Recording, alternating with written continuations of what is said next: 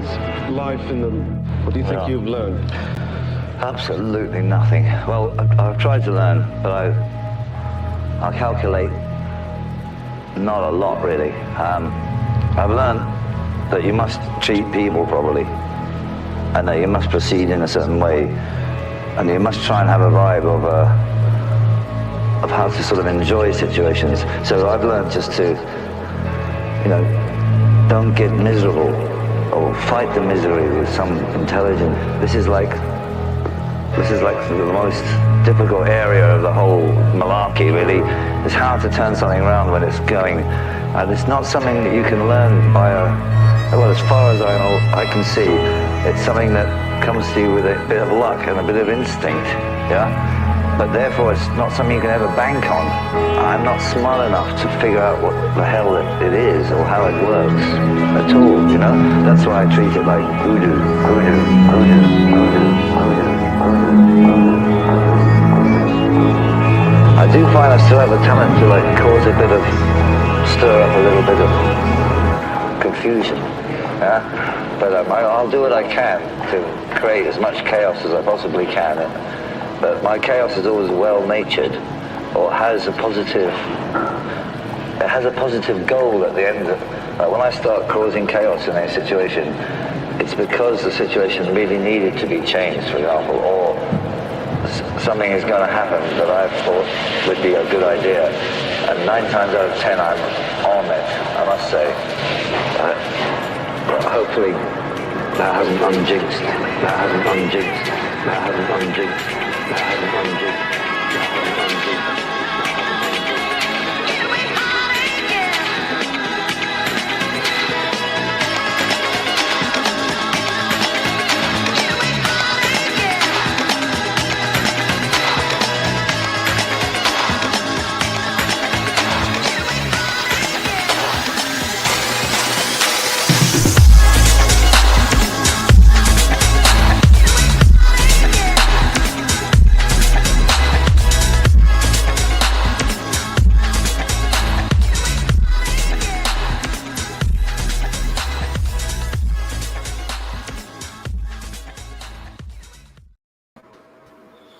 I love that intro, man. I love that music, all of it.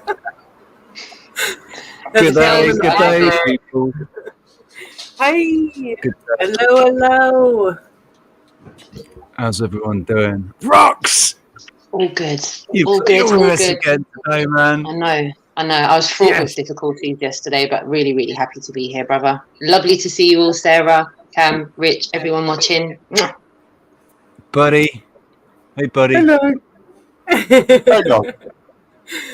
Oh, what a lover dog. And Sarah, how are you doing, babe?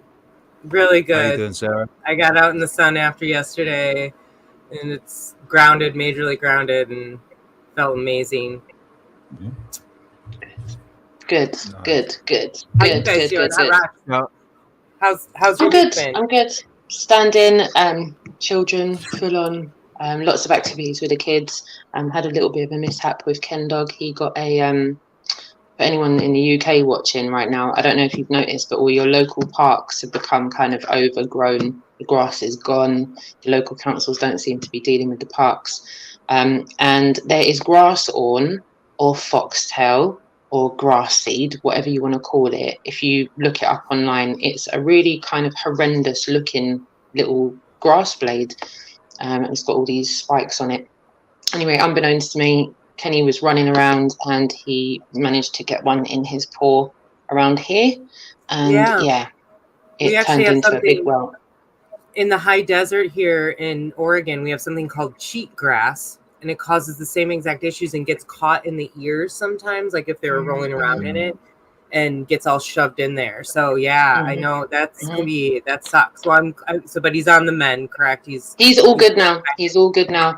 I ended up having to take him, unfortunately, to the vet, but he was such a good boy. The vet opened it up, got a little thing on, and got these little tweezers, and really carefully pulled it out, and got it out in its entirety. And luckily, it had the little seed on it, because some of these little things, apparently in dogs, it can go into their bloodstream, and in some cases it can make it to certain arteries and cause like fatal injuries in dogs. So just be aware if you're walking your dog, and regardless of long or short hair, just be mindful to check in certain bits if you see that plant around. It's not conducive to dogs whatsoever. So yeah, he's good. He's good. Yeah. I'll get him in a second, and while you're all talking, I'll show you his paw. But he's doing much better now. That's I'm the really most thankful important. to hear better. that. Yeah, much Good morning, better. everybody. By the way, I know Richie's going through the comments, but I just want to say, hey, Just JP, hey, Sonia, how you doing? Sherry, and I'm FE just getting Nation. the comments up. Hey, with the flock, what's going on, Paul? Nice to see you. Hey, Paul, dude. 3 fingers. Here he is. Weekend Alliance. Here he is. And Hugh, Reverend. Oh, King Dog. Hang on. Yeah, 3 fingers, what's up? Yeah. Thanks for coming in. It's the Sunday show. Oh, what's that view? That was a kind of a cool view. Fancy without ring light. Face though. Oh, she couldn't hear us there for a minute. No, I can. Sorry. There we go. And we got. Oh, hang on. No, I've got to do Hey, that. can do that. There we go. There we go. Right. Yes. So, to the chat room. So, ladies and gentlemen, happy Sunday, everyone. Happy Sunday. It's the, what is it, the 7th? Is it the 7th today? Yep. So, tomorrow, 8/8, Lionsgate. Here we go. 08/08, 22 Lionsgate tomorrow. 8822. So, yeah, we've got. What are we going to talk about today, panel? Let's let I Rob know what take we're the gonna stage talk here about today. because she was on a soapbox earlier. I feel like we need to get that back up there. It's really good. So This yeah, is exactly tell us what we what's want going to on, talk about. Rox. And we can pull up stuff too. Just let us know here. There was quite a few bits. One thing that super disturbed me was the recent advert campaign that's gone on about tap water, for one. Over here in London, I've seen a few. I don't know where all the viewers are tuning in from, but I'm going to take a few pictures and send them in, of Thames Water putting up kind of small telephone kiosk type things. Really, and it's got a big blue drop of water above, looking all nice and fresh and clean and yummy, and everyone should drink it. They're encouraging people to bring barrels and fill it up with this water, which is not as bad as your tap water. It's much better apparently for you. So there's big advert campaigns of Thames Water encouraging people to take their canisters and go and fill up at their nearest little hydrant. To get some more water, because we've got to stay hydrated, everyone. We've got to remember it's hot out there. We've got to stay hydrated. So get your water in. So I'm wondering if where you live, have you seen any recent campaigns to drink the government juice in your local area? Because again, I feel like, as we were saying offline, there seems to be a bit of a ramp up of consume the water, drink the water, saturate yourself in the water. Well, that's interesting because you cued me into one in New York, which we'll watch the video. I'll have Rich share that video, but let me share what we found in the search, that there's another city that's doing the same thing. So in Chicago, they've even, look at these cute cans. How would you not want to buy these? And it helps Lake Michigan. Get your fluoride and help the Great Lakes. So beyond belief. Chicago, and actually I'm from Milwaukee originally, and Chicago is actually pretty close, so we used to go down there. It's quite the city, I will tell you. I remember it being pretty chaotic from a young age on. So I will say I was not really ever attracted to big cities in that way. So I was I definitely hung out there, but not a lot. Regardless, and it does have a beautiful view of Lake Michigan. But regardless, I find this fascinating. And this is Mayor Lightfoot town too. Yeah, that's Mayor Lightfoot, and this one.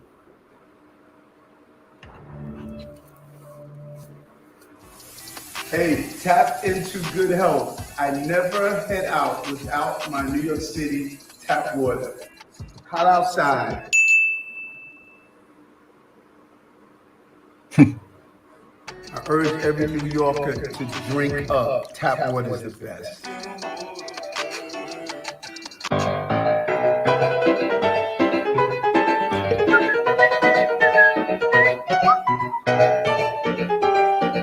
Galvanized piping is a very popular thing in America.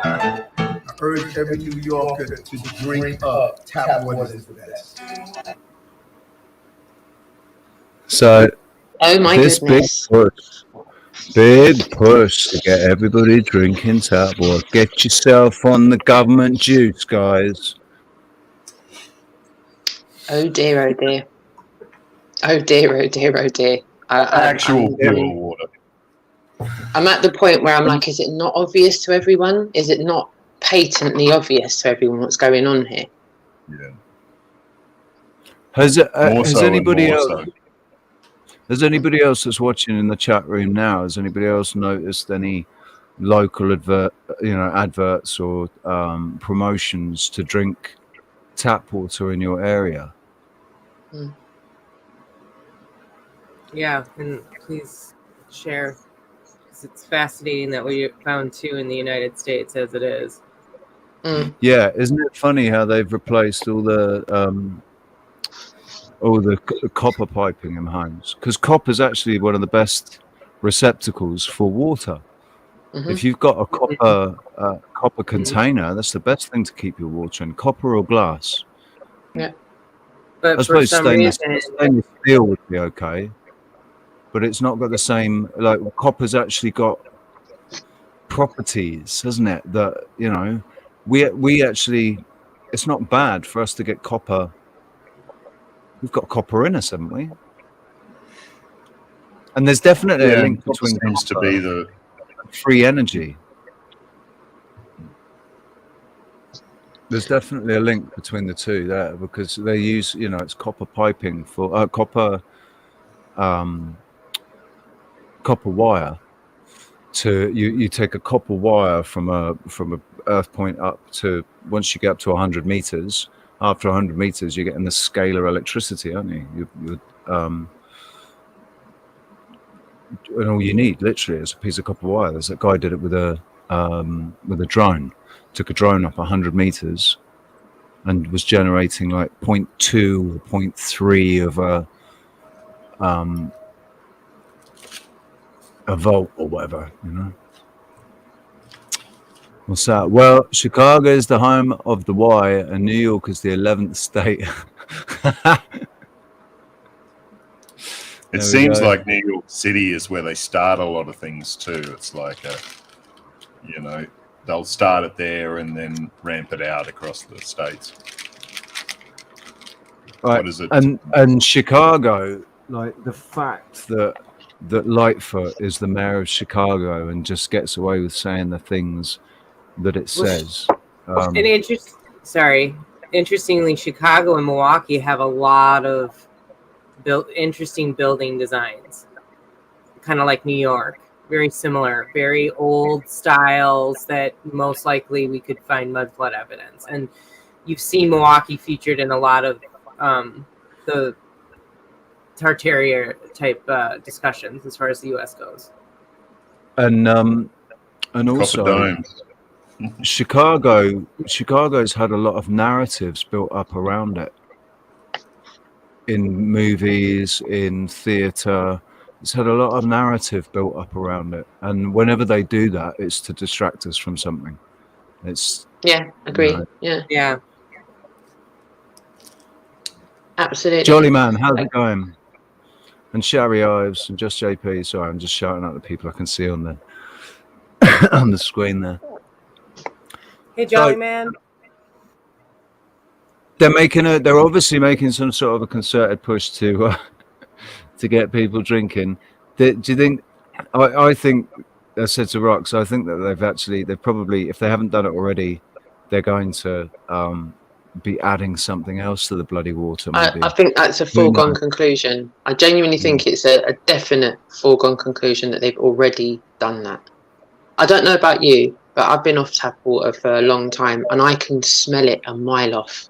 It's horrendous. I find it difficult to do my dishes in the tap water that's running. I find it difficult to stand in the shower or have a, but I can smell it. It's profusive, the smell. Once you stop ingesting it and stop saturating yourself in it, in all these, because it's almost like there's no getaway from it. Your dishwasher will use it, your washing machine will use it. And what is the most porous thing on our body? Skin. And what do we wash our hands in it? We brush our teeth in it. We wash our face in it. We bathe in it. It's a lot. I mean, it's a lot. So even when you don't drink it, it's almost like they make up for it in every other way, shape, and form. You know, as soon as you've gone to the toilet and you go and wash your hands, you turn on the tap water and you go, douse, make sure I wash them good, get them fully saturated, get them in there.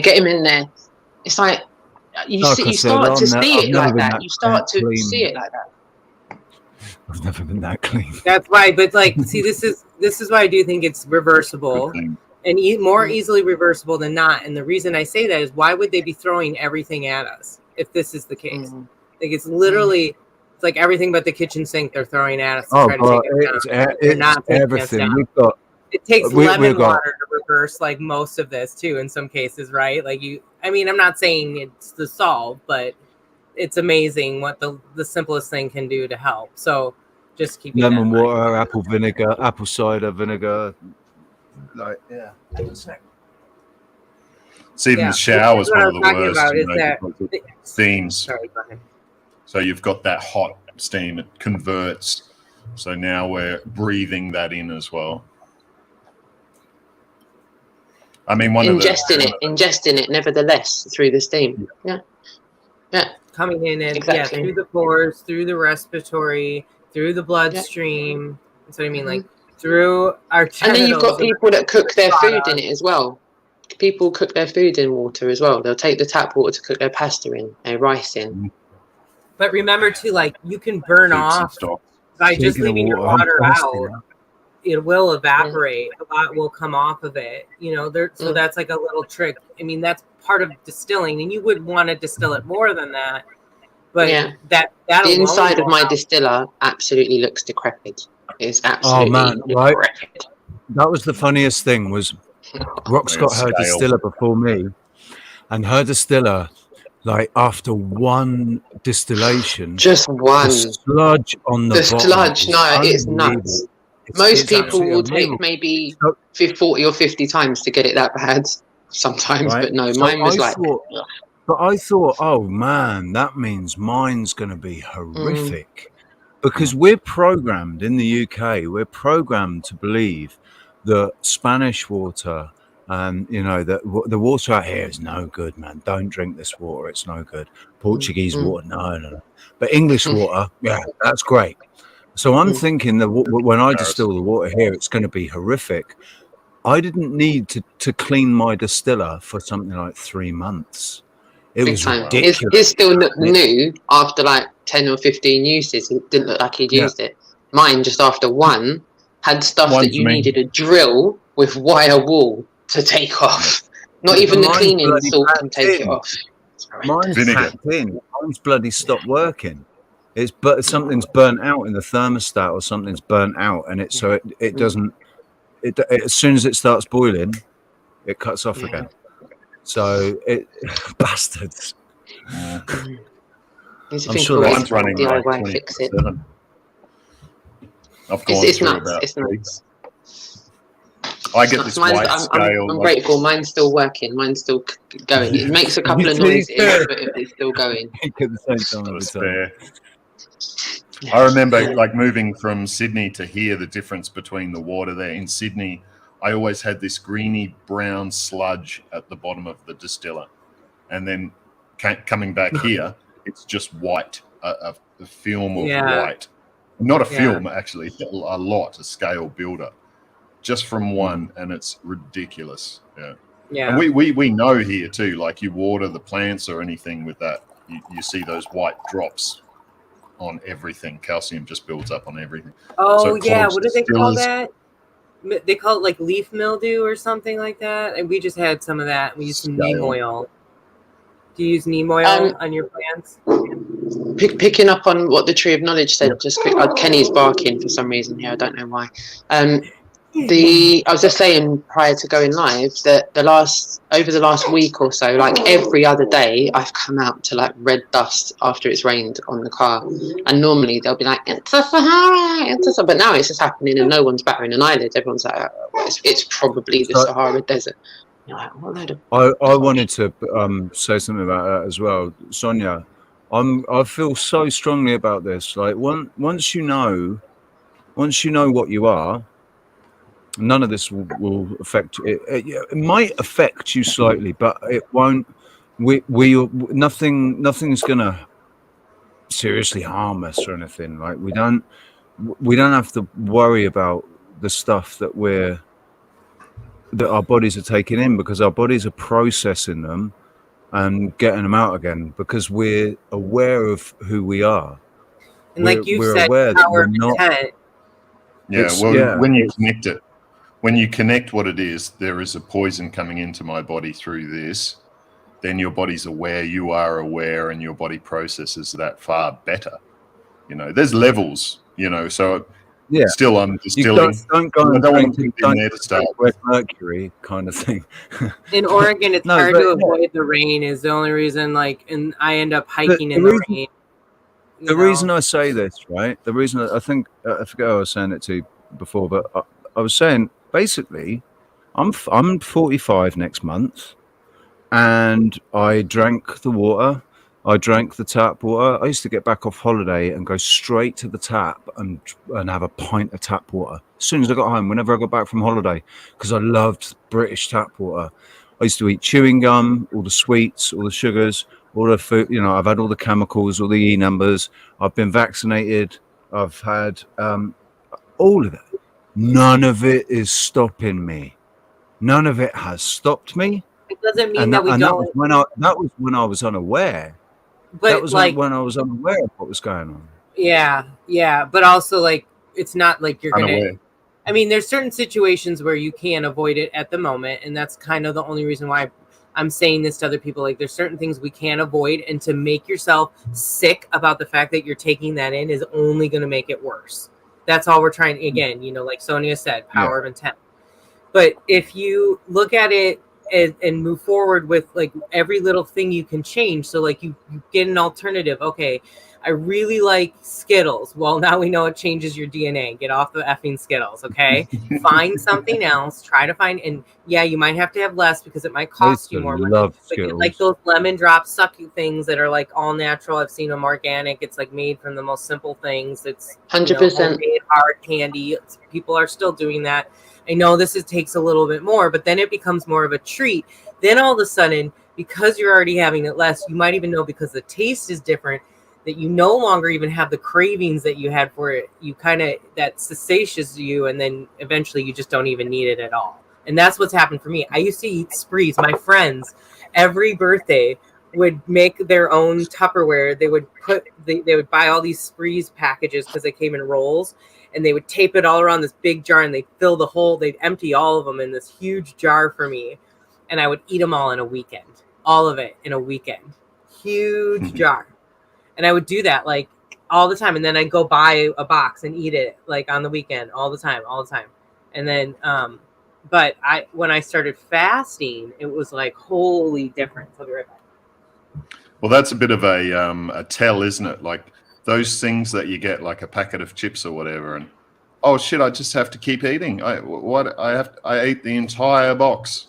That's knowing that there's something wrong there. Why do I keep going back? It's a different. When it's a natural, healthy food, there's a point where you stop, right? I'd buy a 24 pack of Monster Munch. Right, and it'd come with 6. You get 6 pickled onion, or 6 beef. No, it was always 6 beef, wasn't it? And 4 pickled onion and 4 flaming hot, whatever. And I'd sit there and just go through every single, eat all of them. And the same with sweets. I used to do the same with sweets.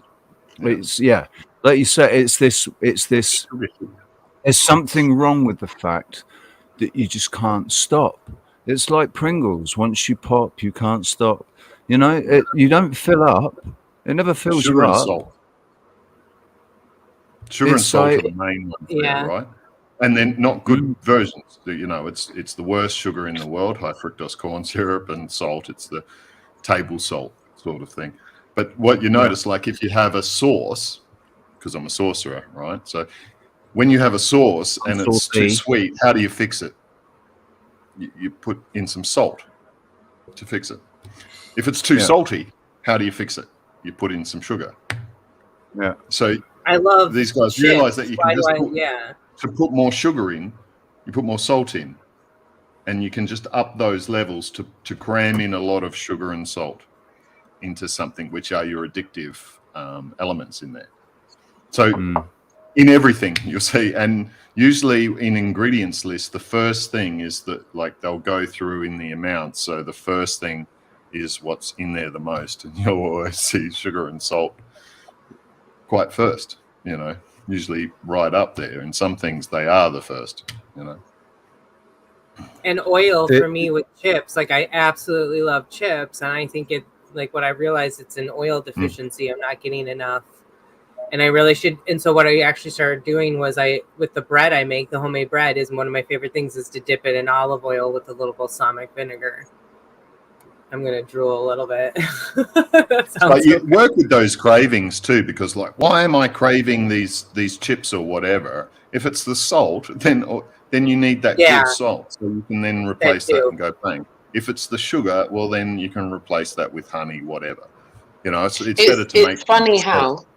Yeah. It's funny how we're the only species on Earth that has all of these dietary complications in it. It's hilarious. It is. As we're talking about this, I'm just thinking to myself. That's the whole point, though. We haven't always had these dietary complications. No, you can see how those complications could be put into a species of animals. You could see that, you know, if you put a kiosk in a colony of lions and constantly put things there that they would eventually crave, then eventually all of them, that's all they would ever be born into eventually, is knowing that that kiosk was there and that they would have these cravings, and then they would start becoming confused eventually, X amount of generations down the road, as to what they were predisposed to eat in the first place, like we are. Salt is still currency in like Saudi Arabia, or you go across the desert, you get salt is incredibly important. You buy these when you take a trek across the desert, you go and you stop at this place and buy these pillars of salt. It's still like salt they used to pay their workers in salt back, you know, 1,000 years ago, didn't they? Yep. Even in today's world, look how much grain's worth. Grain.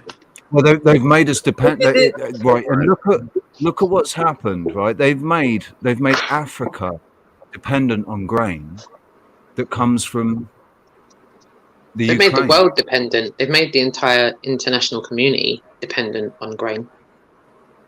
There's not a living soul other than, I would think. I remember one time before I got really bored of watching TV. What was that show that used to come on Quest or Discovery? It was about these Alaskans, and you watch these Alaskan families go and do their thing. It's probably all controlled up. I used to watch the fishing one with all the fishing guys out there catching the crabs as well. But I used to live near one of the deadliest catch boats. Yeah, so you don't see them relying on infrastructure. You don't see them like relying on some freight of grain to come in to make all that. It's like it's there for, as I said, it's probably a bit of controlled up that even as it is. But I just thought, you know, every living soul on Earth is pretty much dependent on grain of some sort or the other for their dietary survival. Right.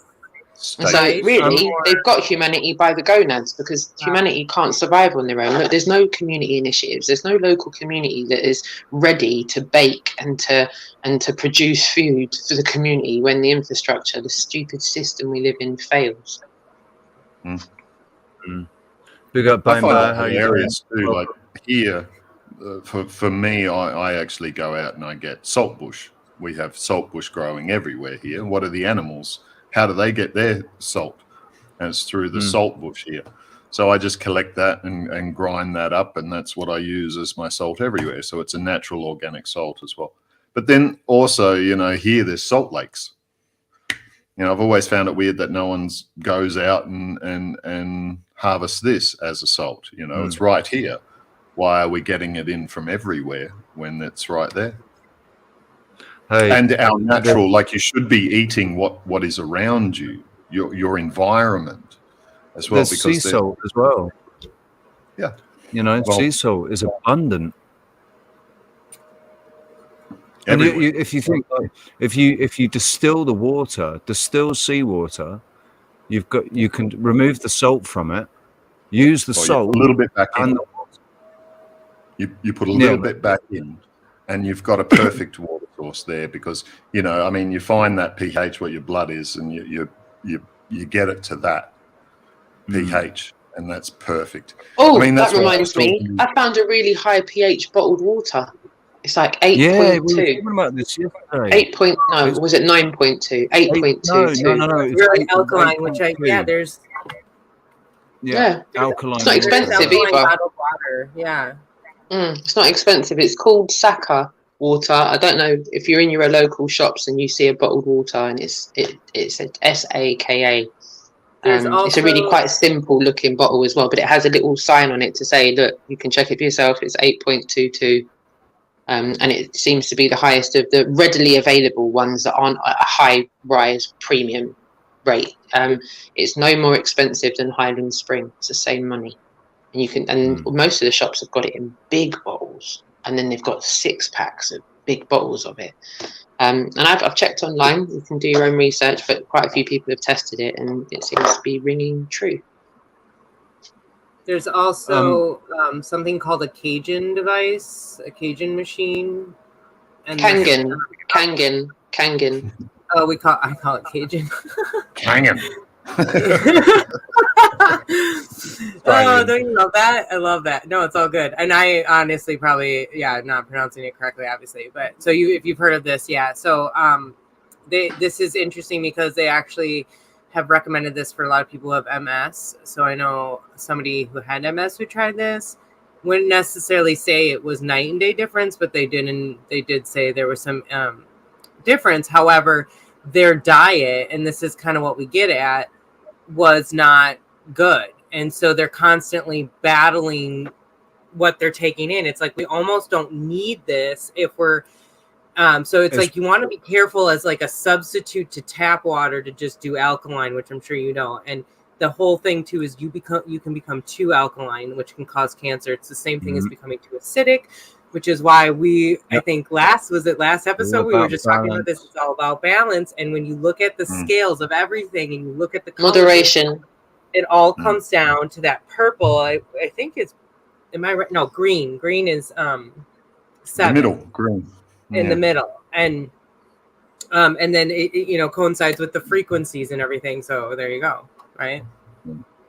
Which is neutral anyway. Like my thinking about this too, when it comes to the pH and everything, is to be neutral, which is what pure distilled water basically is. I mean, it sits and it changes a little bit, but your body, every single organ has a different pH. Your blood has a different pH. It's such a fine balance within the body, and your body produces the chemicals to change all of that as well. So you need like bicarb, which your body uses bicarb. So if you take like your lemon water or whatever in the morning, that's acidic going into your stomach, and so your stomach becomes over acidic and flushes.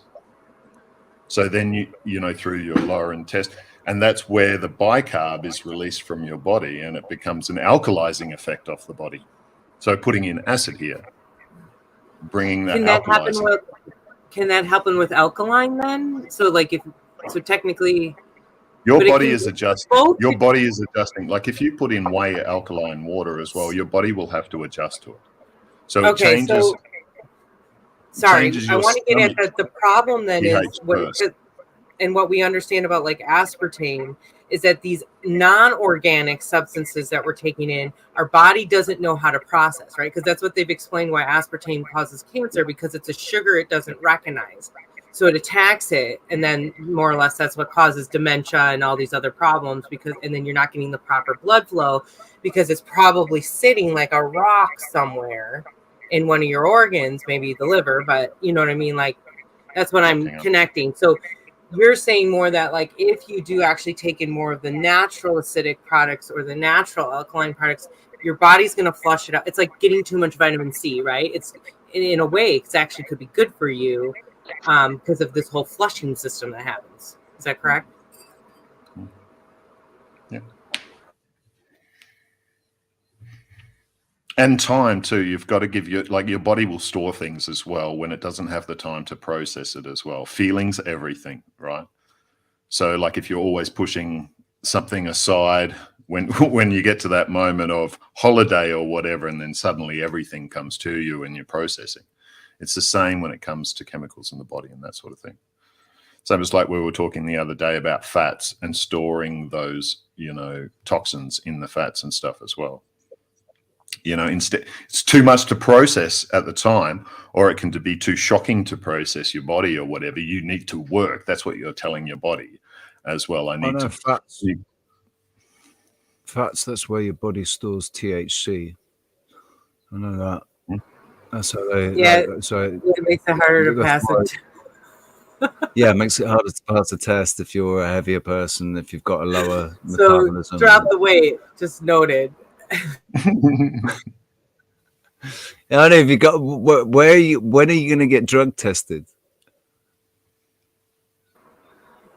When's anybody going to get drug tested? I don't want to say this. My job could technically. Okay. Wow. They get federal. We've got a new job. So they go based on federal law. I don't do tests. Anything with tests, I'm like, no, you're scamming me. Yeah, myself too. I'm not doing no tests. Yep. I didn't have any bloody choice. I didn't have any choice, man. Not the first times it ever happened. Every time it happened, I had no choice. I had to do it, and I've lost a job failing a test, and that was sprung on us. That was a surprise test. Literally, they just that morning they took us into the toilets and said, "Oh yeah, by the way, urine sample." Right, okay, and then failed, and it's because this wanker stool pigeon twat that just was pissed off because he hadn't been included in something, and so he went and grassed everybody up. Remember about 10, 11 years ago here in Australia, they tested every government employee, service worker or whatever for methamphetamines. And it came back like 60% were meth users. And so nothing really came from that. They couldn't really just fire half of everyone. And then there was a statistic there, like 70% of those admitted to it as well. But yeah. Yeah, well, I had a patient who used meth in replacement for her narcolepsy meds because she couldn't afford them because they were so expensive. And so she was using meth to help her stay awake so she could keep her job. And what's interesting with meth, truck drivers, yeah. Oh gosh, they have uppers and downers. Guess what their brainwaves upper look to like? Stay awake, downer to go to sleep. Yeah. Guess what their brainwaves look like when they're on it? It looks like delta. When they're on meth. So imagine somebody driving or operating anything when their brainwaves are like in another universe, in another dimension. We have huge meth problems in Australia. What I've tried it once, and this is a highly addictive thing as well. So when I tried it, I was in a very positive state, and I had one of the best times of my life. It was magical. I was very creative. I was filming at the time, so I became very creative in that. But then I've seen people who are angry take it and become invincibly angry. It intensifies that state that you're already in, or you're natural. So most of the time, most people aren't in a good state to start with. They're trying to escape or something. I was watching something the other day, came across my suggested, and it was a guy out in in America, and he was talking about the meth problem, and he was saying the thing about meth now is that there's this really, really incredibly pure, clean version of it that's going around, and it's basically all of the psychoactive effects with none of the physical side effects that always slowed people down traditionally with meth because of the heart rate raises and the temperature raises, so they have to stop. But now there's no physical signs from the body to tell it to stop, and so they just keep going, and they're going into these, crazy psychotic states. Wow. The people on the streets, it's the homeless and stuff. You see it, they've got all the pictures where they're sat there on the floor going absolutely like they're fighting with demons or something, or easy to overdose. Yeah. I know there is Sad an organic meth as well, but that's not what's done here. That's for sure. I know there was a guy that actually tried to do it, who was put in jail or whatnot, was tried to actually change, because he was a meth dealer and tried to change it over to an organic meth to actually help people. And he got pretty much put away for that. They don't want that, man. They don't want to help people. They'll let Biden hand out crack pipes, but no, don't do that. Yeah. Don't give them good stuff. The crack pipes, the crappy stuff. Yeah. I've seen the pack, man. They get a crack pipe, they get needles, they get everything in there, man. Everything. They even get the little plastic covers to put on the crack pipe, so they don't have to share the pipe. They got their own. Yeah, little care package, man. If you get, but the thing is, though, to a certain extent, it is like, well, actually, why not? If people are going to do drugs, then help them do it responsibly. If anything, really, it should all be decriminalized, man. Rox, I see your face. That would remove. But really, what I want to say is there's some truth to this, because this kind of goes back to the whole prohibition thing. It's sort of like when you take it away, it invokes people to. You won't stop it. Becomes like a rebellion thing, and when it becomes legal, it almost becomes like this. It becomes a choice all of a sudden, and you're like, instead of a rebellious thing. I'm with you on the decriminalizing thing. I'm with everyone on the like. Listen, just let people live of their own free will. I've got faith in humanity. I think half of the problems with humanity is the intervention of the division tactics that they put in society. So I'm for free will, but what I'm not for is the government doing self-help starter packs. Well, that's control. They're controlling it now. Because we're now in another pool altogether in the same remit that we were before. We're just now in another section of it. So I'm really only going to advocate for decriminalization. And another thing that, while we're talking about abolishing things, the education department, their days are numbered. Their days are numbered. I remember 4 years ago talking about, the overhaul of the education system. The ministries of education internationally have got a sin to answer for. They've been ingrained for an incredibly long time, and society will get to the point where we realise that ministry is not serving any good purpose for children. You guys basically took it to Oxford, didn't you? You took it to bloody Oxford and had a debate with university professors who lost the debate, right? Yeah. Which then after that. And I remember talk with Sleeping Warrior. Do you know what? I've got to shout out Ruben and Gary John for that. Ruben with the fire extinguisher and our question to 60 students of how can you, contain pressure without a container? How can you do that? How can there be pressure without a container? And you just want us to visualize that container. Do you just want us to believe it? Do you just believe it's there? Believe it. And they lost. They lost a horrible loss. Gary John ended up using the same PowerPoint presentation that the students had just used. And that was what was shocking for them from the get-go, is that oh God, this guy's going to actually just use our presentation. How is he possibly going to use our presentation and use it against us? And with that, he tore everyone a new arsehole. And Ruben Because followed they it up all with assume, the yeah. they all Game, set, match. They had not assume a leg that to stand on. We weren't allowed to share it. They wanted us to do non-disclosures of some sort, to say that we couldn't air the recording that we had done, because that was the girl that was running the debate's last debate. That was her last, hurrah, and she lost it. And it was an embarrassing loss. None of them, not the 60 students, not the panelists, none of them could prove that we were on a spinning ball. But shout out to Johan, because he sent us an invite after on Facebook.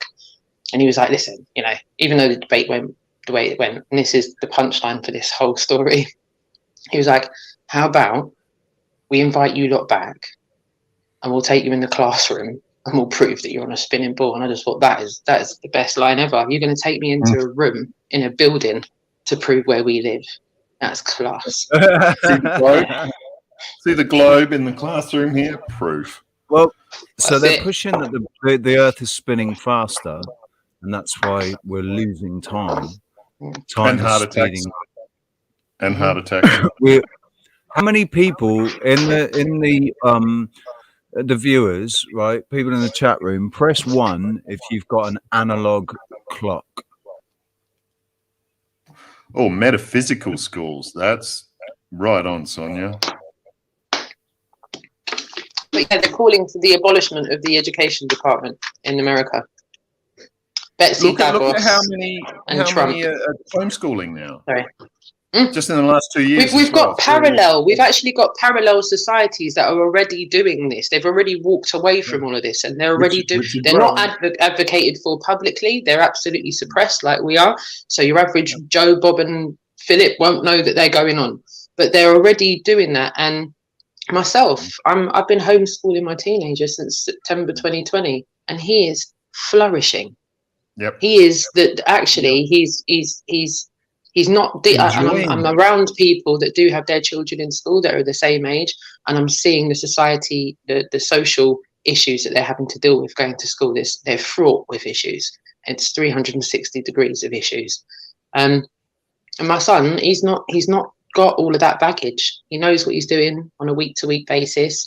As far as the education system is concerned, they can swivel on it. I know what's best for my child. I know what's best for him. I know exactly what his needs are. I don't need to rely on some other system that society's told me to trust. Who have they all told us to trust the most? The education system and the healthcare system. Don't worry about what your parents say. They know better. Your mum and dad might say that little bump on your head's one way. We need you in for a scan. We need you in. We need you in here. We need to start pumping you in. That's all that it is. We need the kids in here. We need people in here. They're like serpents. They're like succubuses. That's where they got me with a thing at school. And Mum didn't. I avoided that. I avoided my BCG. My parents weren't having any of that. I avoided it. My children are unvaccinated. Yeah. I've got a 19-year-old and a 14-year-old. One was born in 2003. One was born in 2007. Myself, I was born in 81, and I'm not vaccinated. I've never been jabbed in my life. I've not had the MMR. I've not had the BCG. Nothing. Ever. Thank you. My children are fine. They've got no allergies. They've got no health issues. They're absolutely blessed. And have you seen that new study that only just came out like a year or two ago of that doctor who did it in his own clinic, where he had over 1,000, and he did the comparisons between his vaccinated and his unvaccinated. It was, it just confirms all these other studies as well. The differences are stark. He laid it out so clearly, so well. I was vaccinated. I was born in 77. My parents would have given me all the jabs, whatever the jabs were in 77. I'm sure I would have had them. And then I had a tetanus. I had a tetanus booster. I had a BCG. The tuberculosis. I even had. I'm pretty sure. I can't remember absolutely, but I'm pretty sure I had the hepatitis one when I went into prison. And I'm a little bit weird, but I'm okay, man. Like, don't worry if you've been jabbed, because when yeah, like It's a detoxing process, but it's a long your body will fussy detox and it. get- It doesn't matter. Like it's not the end of the world if it's But happened. please or if don't you've get had any of these newer ones. Please just don't do it. Yeah, And exactly. everything Stay now clear. is going we've gone down this whole nother track of technology, and so they can get away with anything in these V's now. So right. So I would have had just polio, smallpox, and millions times worse. DTP. Polio, smallpox, and DTP. That would have been me. Look at that shit. Look at all the ones now, though. Oh my god. And I was gonna say, I- so you guys know I had to have all of these, and then I was pushed. The HPV was pushed on me when I was 60. older. And look at this. Look at the difference. There's nothing in pregnancy. And even over here, it's not even like young age. And You look at need how to you need to go onto the months, page for us to see the cursor. You need to be looking at the page, and now pregnancy. not at the screen because we can't see your cursor otherwise. Oh yeah. Sorry. Yeah. There Okay, you go. There you go. so I would have gotten all of these right here. And then look at what I was talking about. Like, so here they're saying like, oh, you have to start you way before a year. There's no specifications over here. For years, these people have survived with no problems without having any of this at an early age. And now we have autism is rampant, you know. Even when you look up the timelines there, I'll try and fish it out. I've got a really good image of the timeline of these said vaccinations and when they've started and when they crossed over. And if you just actually look at the timeline and they're readily available, you can do a primitive Google search and you can just go, you know, timeline of vaccinations, and there's nice little helpful, nice informative diagrams that show you this is when this started, this is when we introduced this, and it's 1950 for this and 1960 for that. Around 69, 70, we introduced this. Around the early 80s, we introduced it, and you can see the chronological order of the absolute fuckeries that has ensued after. Yeah. I think I might have seen that. Maybe you shared it with me. They even point it out in South Park in season 23. I think it's episode 3. They're talking about Stan has got autism. Oh no, Asperger's. Stan's got Asperger's, and they do it in more than one. There's another one where Eric Cartman won't get done. He won't get. He squeals like a pig, and he runs away every time. Runs away, and then they finally get him in a corral. Right, and it's this big event where everybody's watching it, and they pin him down, but his mum suddenly changes her mind and tries to save him, and they inject his mum, and his mum gets autism. It's it's funny how autism never existed. Even with sucralose, aspartame, and what's the other one? Saccharin. They've started putting sucrose in crisps as well. They're in all the Walker's crisps. If you look at a Walker's crisp packet, just go and look at the ingredients of it, and you'll see it just in the last few words of the ingredients. Sucrose. Do you know what? It's in sarsaparilla juice as well. Companies have added it to their ingredients, and it's only just in what I've been doing over the last few weeks. I've been around people that have had a juice that I've already determined can't have anymore. So once upon a time, pre-lockdown, I was able to buy normal, non-sugar-free Vimto. It was like the last of the cordials that I was letting the kids drink because all the high juices and everything, it's a no-go. They've all got saccharin in them. And then after the lockdown, they slipped it in. I bought it and I thought I'd accidentally bought the sugar-free one. I went, huh? What's that? And I went, hold on a minute. And I've gone, no, you haven't done that. So it's like proper. Even when they did it to Iron Brew, I've grown up on Iron Brew my entire life. Like my parents have drunk it with whiskey. It says, you can't get away from Iron Brew. Made from real iron girders. But no, it's now got all of that in it as well. So now you just feel like you're drinking the sugar-free one. They've also done it. I can't remember the name, but there's a sarsaparilla juice and it's in like a square bottle. Jess really loves it. She's drunk it when she was from knee-high to a grasshopper. And I noticed that the one that she bought recently, there's about that much out of it, but normally it would have been whacked off already. And I was like, what's wrong? She hasn't even thought to read the ingredients. So she's gone, oh, I know, it's not tasting right. And I'm thinking, is it the water? I'm checking all the distiller things. And I'm going, right, is there eventually I've got to the ingredients because I know this product to not have those things in it. I know it. That's how it's historically been the entire time this product's been in existence. Oh, no, it's got saccharin in it. And then just, not last night, but the night before, it was my niece's 16th. And for the adults, not for the children, for the adults, they made a rum punch, which in one of their recipes traditionally has some old Jamaican ginger beer in it, right? So there's a 2 litre of ginger beer. Now, it's the same bottle that we've all known for all of our lives. There's nothing different about the bottle. It's definitely not sugar-free. She's made the whole rum punch, and I'm not drinking, so I didn't try it. Everyone else tried it, and for some reason, everyone just went like that and went, what's wrong with it? It's really just not tasting right. They've got the right syrup. I'm looking at all the bottles and I'm going, right, and everyone's rolling their eyes at me looking at the ingredients because I won't stop until I find it now. I'm like, nope, it's not the 7-Up. And for anyone out there that likes 7-Up, 7-Up haven't done it. 7-Up are like Coca-Cola and Cherry Coke where they haven't done that yet. So, yeah, Sprite have. So I was like, oh, well, at least you got the 7-Up. Good on ya. The syrup was just the fruit syrup, so there was nothing wrong with that.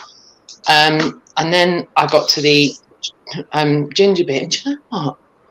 Stupidity of me, I almost kind of nearly went, I definitely don't need to read that one. I know that one's not got it. But lo and behold, I turned it round, and it's not got one, it's not got two, it's got all 3 of them. But all 3 of them inside.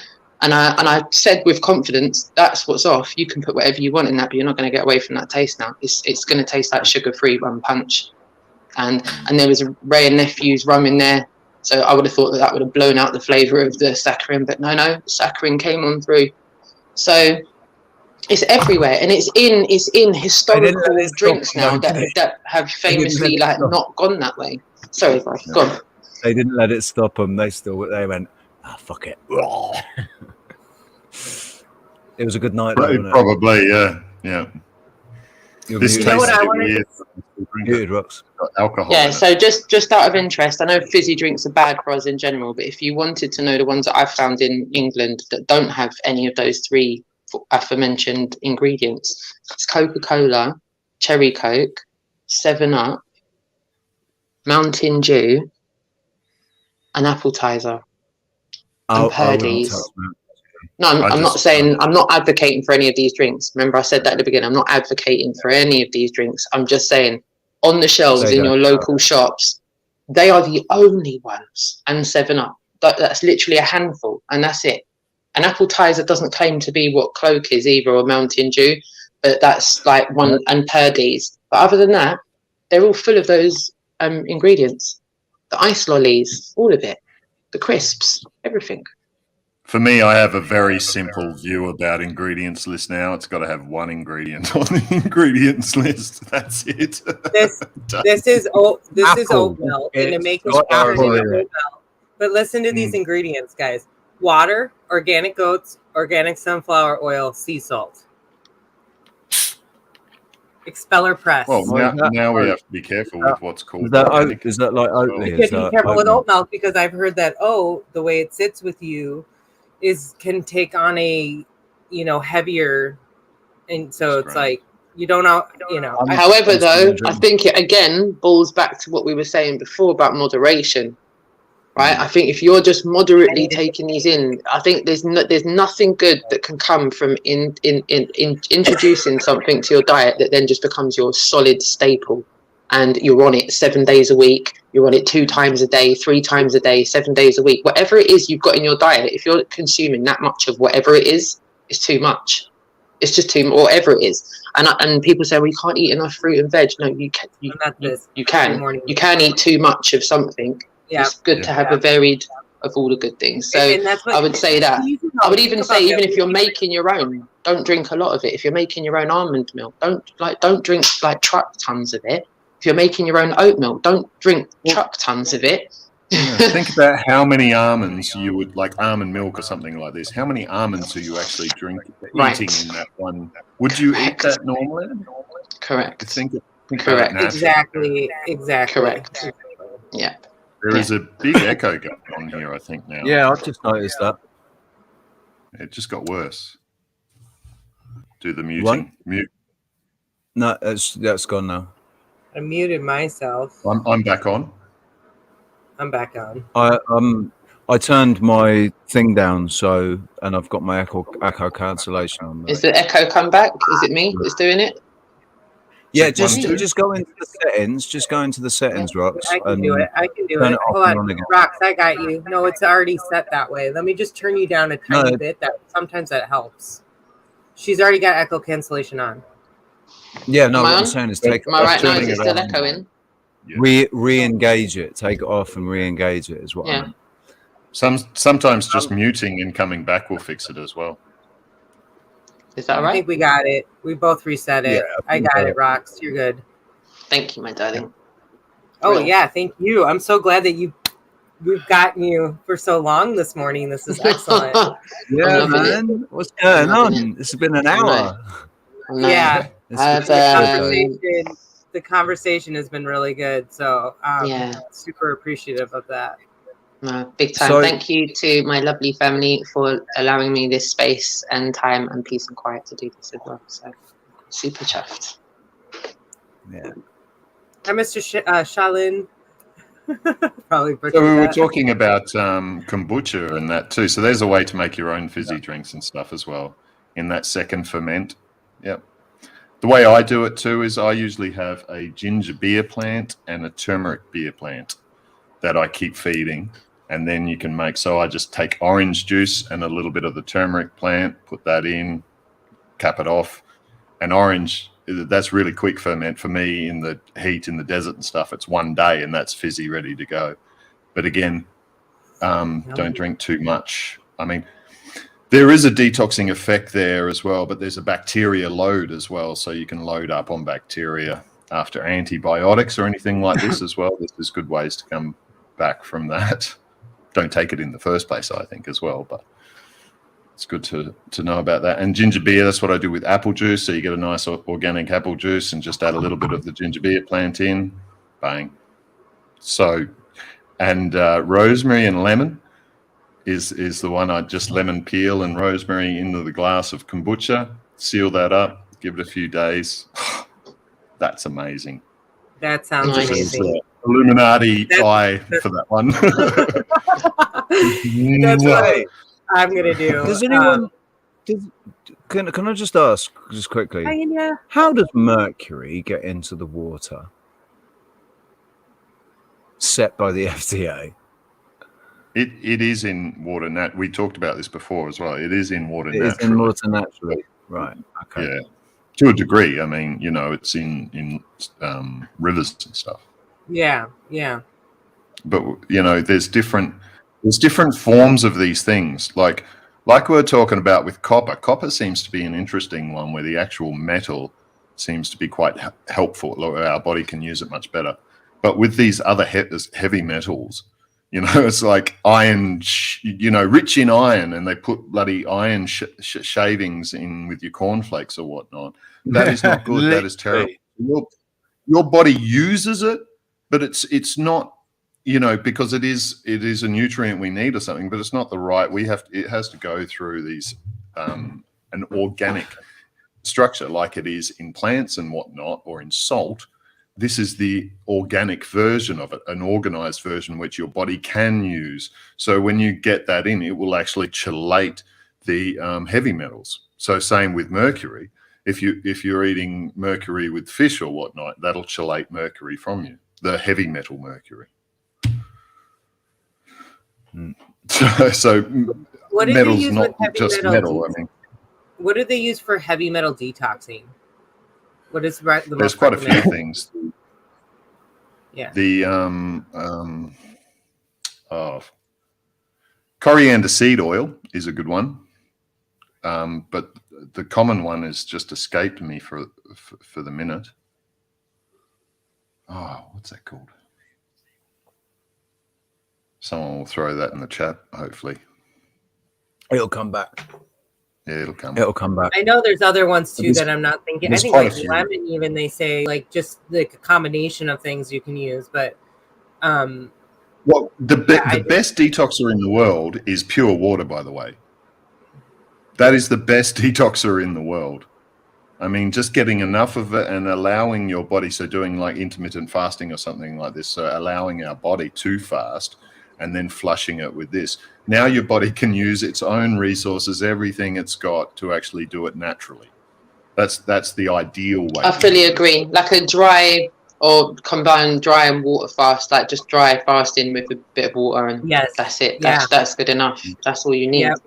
7 days and 3 and, days. and you have that's to reset free, your right? immunity. That's cheap, free. I mean, most of the best ways to do anything are the natural ways, which is not doing a lot of things, you know, just going back to the natural way It of sometimes how we takes work. a little longer, and we have to learn to have that patience. Like we had this whole discussion yesterday, because sometimes that's part of the journey, right? It's part of the healing process. Yeah, it is. A lot of the learning is in that slow understanding and that slow observation of what's happening. Oh, now this is happening in my body. Oh, this is happening. You know, I'm breaking out or whatever it is. Then we can understand it properly. You know, a lot of the times it's fast and in the hospital or whatever, but it's blocking something and stopping healing. So that, you know, so it ends up being something completely different down the track, but we've lost connection to any of that. So we don't actually know what's happening within our body. That disconnect. So that's what I love about what I was talking about with me removing the alcohol, because the process of that detox has been really interesting. I can actually feel it actually down in my intestines. At one point I could feel this is TMI, but I have issues with crampage in that area. And I think I'm actually doing a lot of healing work because I've already been doing Reiki. And then on top of this, I felt all this movement, and immediately in my mind went, it's healing itself, because I already know I'm working towards that, you know, if it's even a possibility that I'm getting my body in that state, in that optimal state. But I was talking about is ask the question and let go to hear the answer as well. Like, what is happening now in my body? And let go to hear the answer. The answer stop comes your quick. brain from, because it's right there, an instant. Yeah. Actually, for me, it comes immediately, and then I often take it further and I skew it.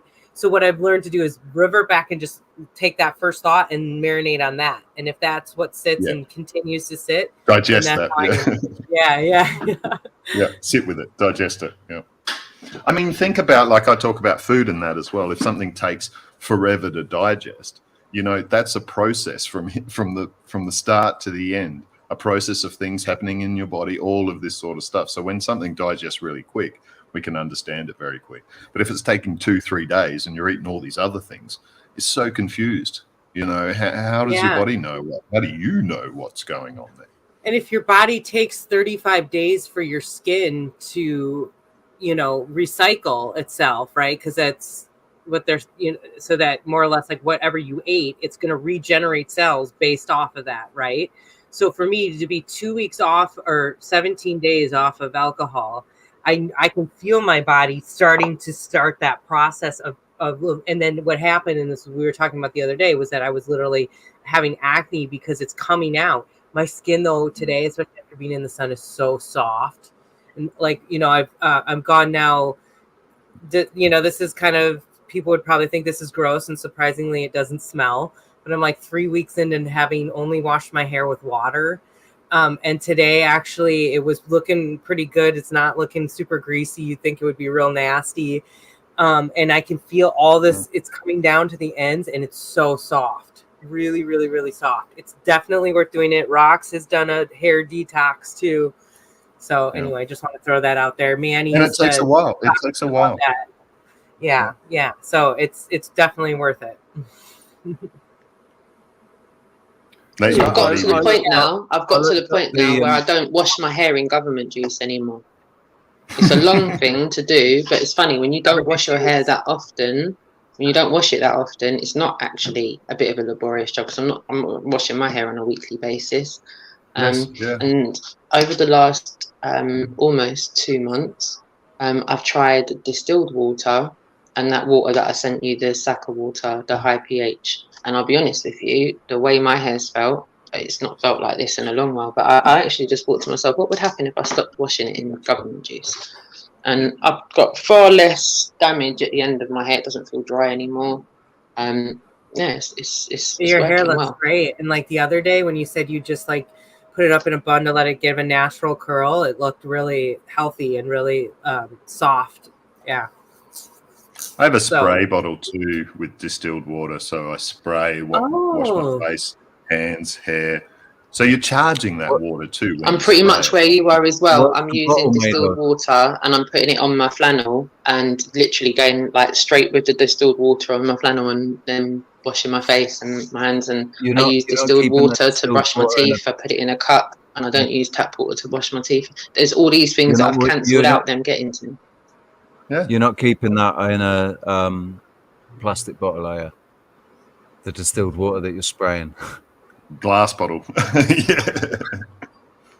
I looked up the heavy metals thing, and according to louvfood.com, blueberries,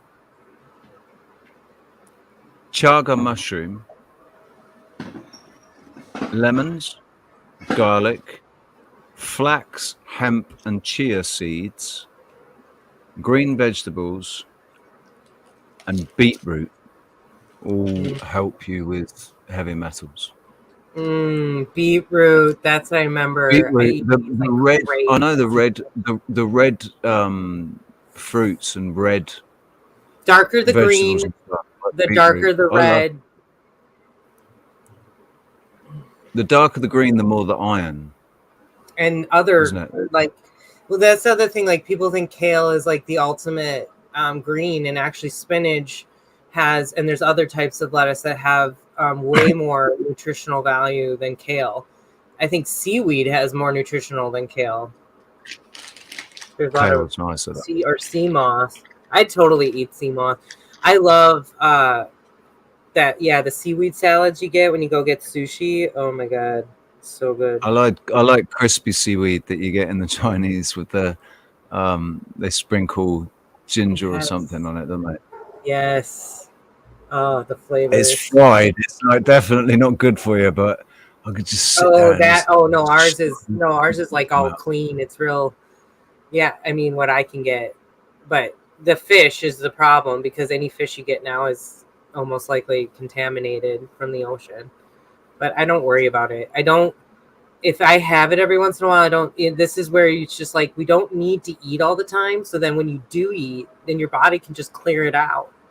I think that's the main objective, is to get yourself to that place. And then it's no longer, you're not constantly combating, you're just maintaining, and that's, I still have a little bit ways to go with that, but I'm really close. And I kind of knew when I made this switch, it would happen really quick because I had already done the work before. So that's where give yourself time in this process. You might like go back to your sugar for a little bit, but then you might realize after very quick time you don't want it like you used to. It's amazing. They say 21 days to change a habit. Some people say that's a gimmicky thing, but I've it's noticed. roughly about that, roughly. Yeah. It's different for everyone. Yeah, I could see that. I think it needs to be longer. 30 days for me, because I notice like if I try to take anything back in after 30 days, I'm usually like, I don't think I want to. It's funny, I go through this whole, and now with alcohol I'm at 17 days and I'm like, I'm good. I'm really good. I found a couple alternatives to like kind of get through any kind of weird cravings, because really I just want flavor is really what I'm looking for. That's why I liked liquor. I did the same, Sarah. Around January, February, I found myself buying a drink called No Secco. It's like Prosecco, but it's not alcoholic. So I was buying things like that. I was buying like replacement, like I remember I was like showing them to you, Rich, like I was work proud of myself. I was like, look, this is like non-alcoholic, and there's another non-alcoholic drink, and that got me through that phase. It genuinely did. If like some of the little, like the non-alcoholic Recorderligs or the Copperberg ciders that aren't alcoholic, it still tasted like the alcoholic one. So I was all right, and then I got through that, and by the time I got to around like mid-February, I wasn't. There was no pining for alcohol. I wasn't like, I might as well drink. No, it took me That would've 3 gone. days. Mm. I was an alcoholic, and I switched. What I did was, instead of having a beer, I had a glass of distilled water. So I was detoxing, and it was 3 days. When I did the 3 days, then I didn't think about it ever again. It's like, sweet, I'm fine. And now I can have a beer or whatever every occasion. I don't, but I can, and But I it's can not a really problem now. enjoy that It's not a taste problem. as well, Yeah. because I fucking enjoy a nice beer. Mm. But I Yeah. know I can only have 2 or whatever as well, because Yeah. I've kind of reset. If I have 3, it would be a mass. And I tested that.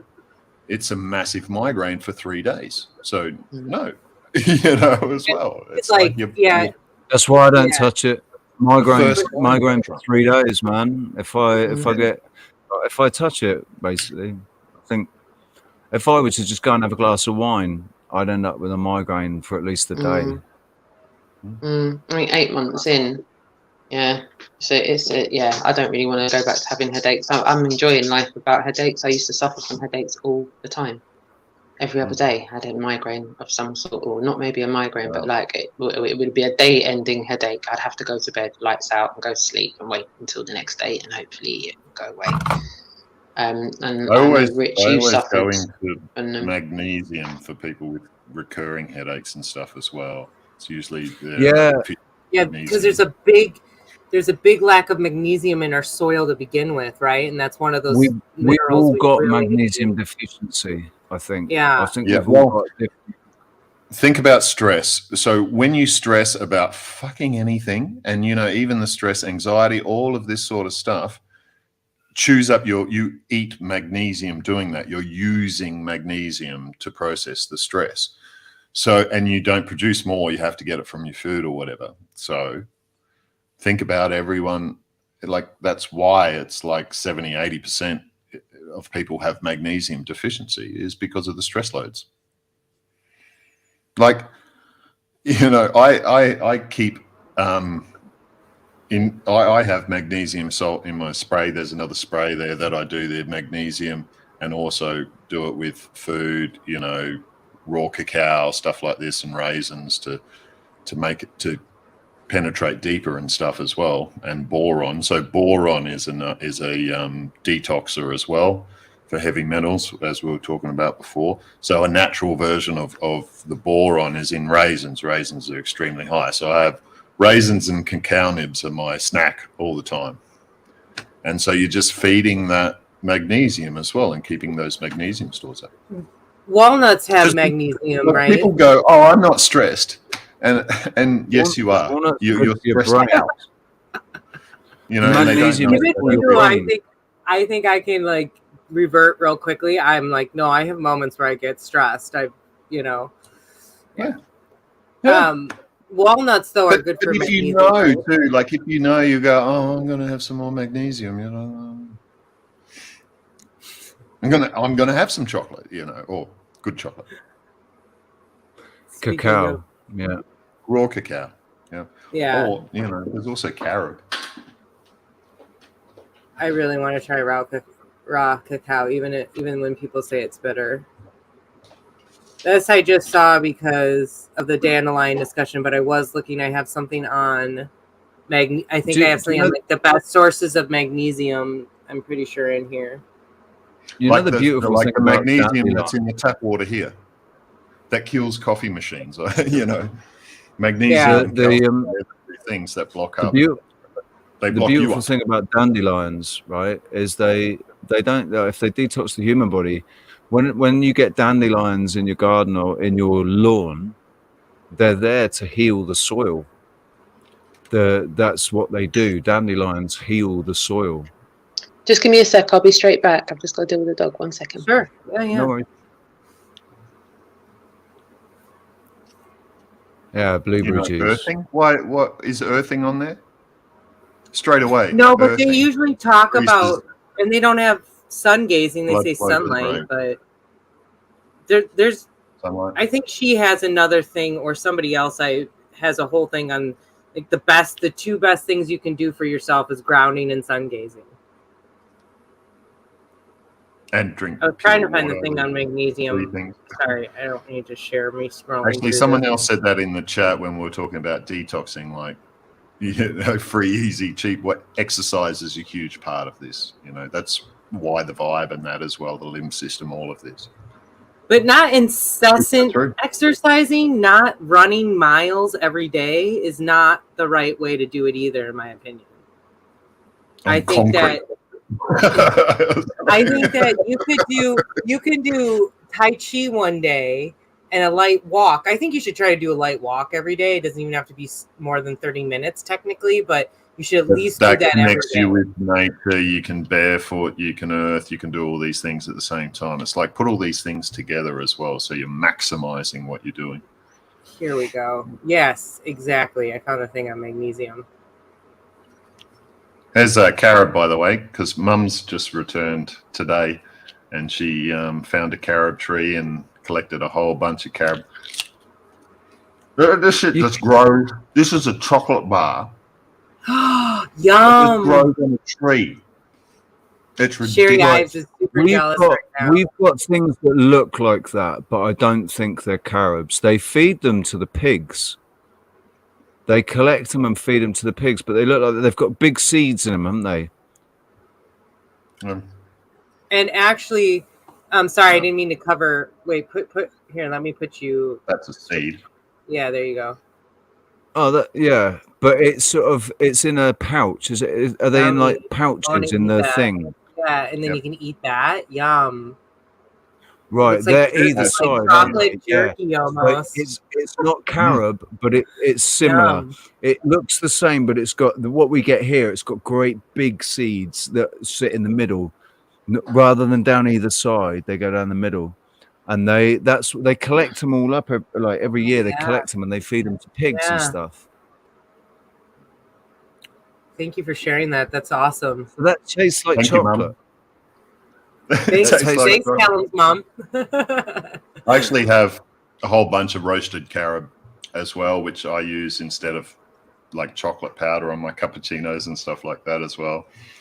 And just carob, just like the roasted carob with chicory. Oh, chicory essence. I don't mean to cover you. Oh yeah. Sorry. Keep saying that. I'm so rude. Hey, so I just covered your face, things like this, like dark chocolate, like what I'm talking about is raw cacao. Yeah. Which is what goes into dark chocolate. Sugar. This is the problem or with milk. chocolate. Well, they add dairy, right? The sugar they're adding to it. That's the worst thing. I make my own chocolate, so I get. Here's the recipe. It's 1 part raw cacao, 1 part raw cacao butter. So we're adding these things back, so it's natural again. So we've got the fats in there as well, and 1 part honey. Perfect mix. I pour it over raisins and make raisin chocolate. I do put some rum essence in occasionally, so I got rum and raisin because I always used to love rum and raisin chocolate. That was my favorite. I also do cherries because cherry ripe was one of my favorites. So I get cherries, sour cherries, high in melatonin, very high in melatonin, right? And coconut, desiccated coconut. And then I do that as a middle and then put the chocolate on the outside. So I've got my own, that's going down the wrong hole. Trying to talk while you're talking. Eating it. So good. It looks good. I just wanted to comment on this comment because I had a cool situation, a story where I had a coworker who was suffering from excessive stomach ulcers and actually had been for a really long time. And her connection was directly stress related. Okay. Like I knew exactly it had to do with her boss, which became both of our bosses at one point.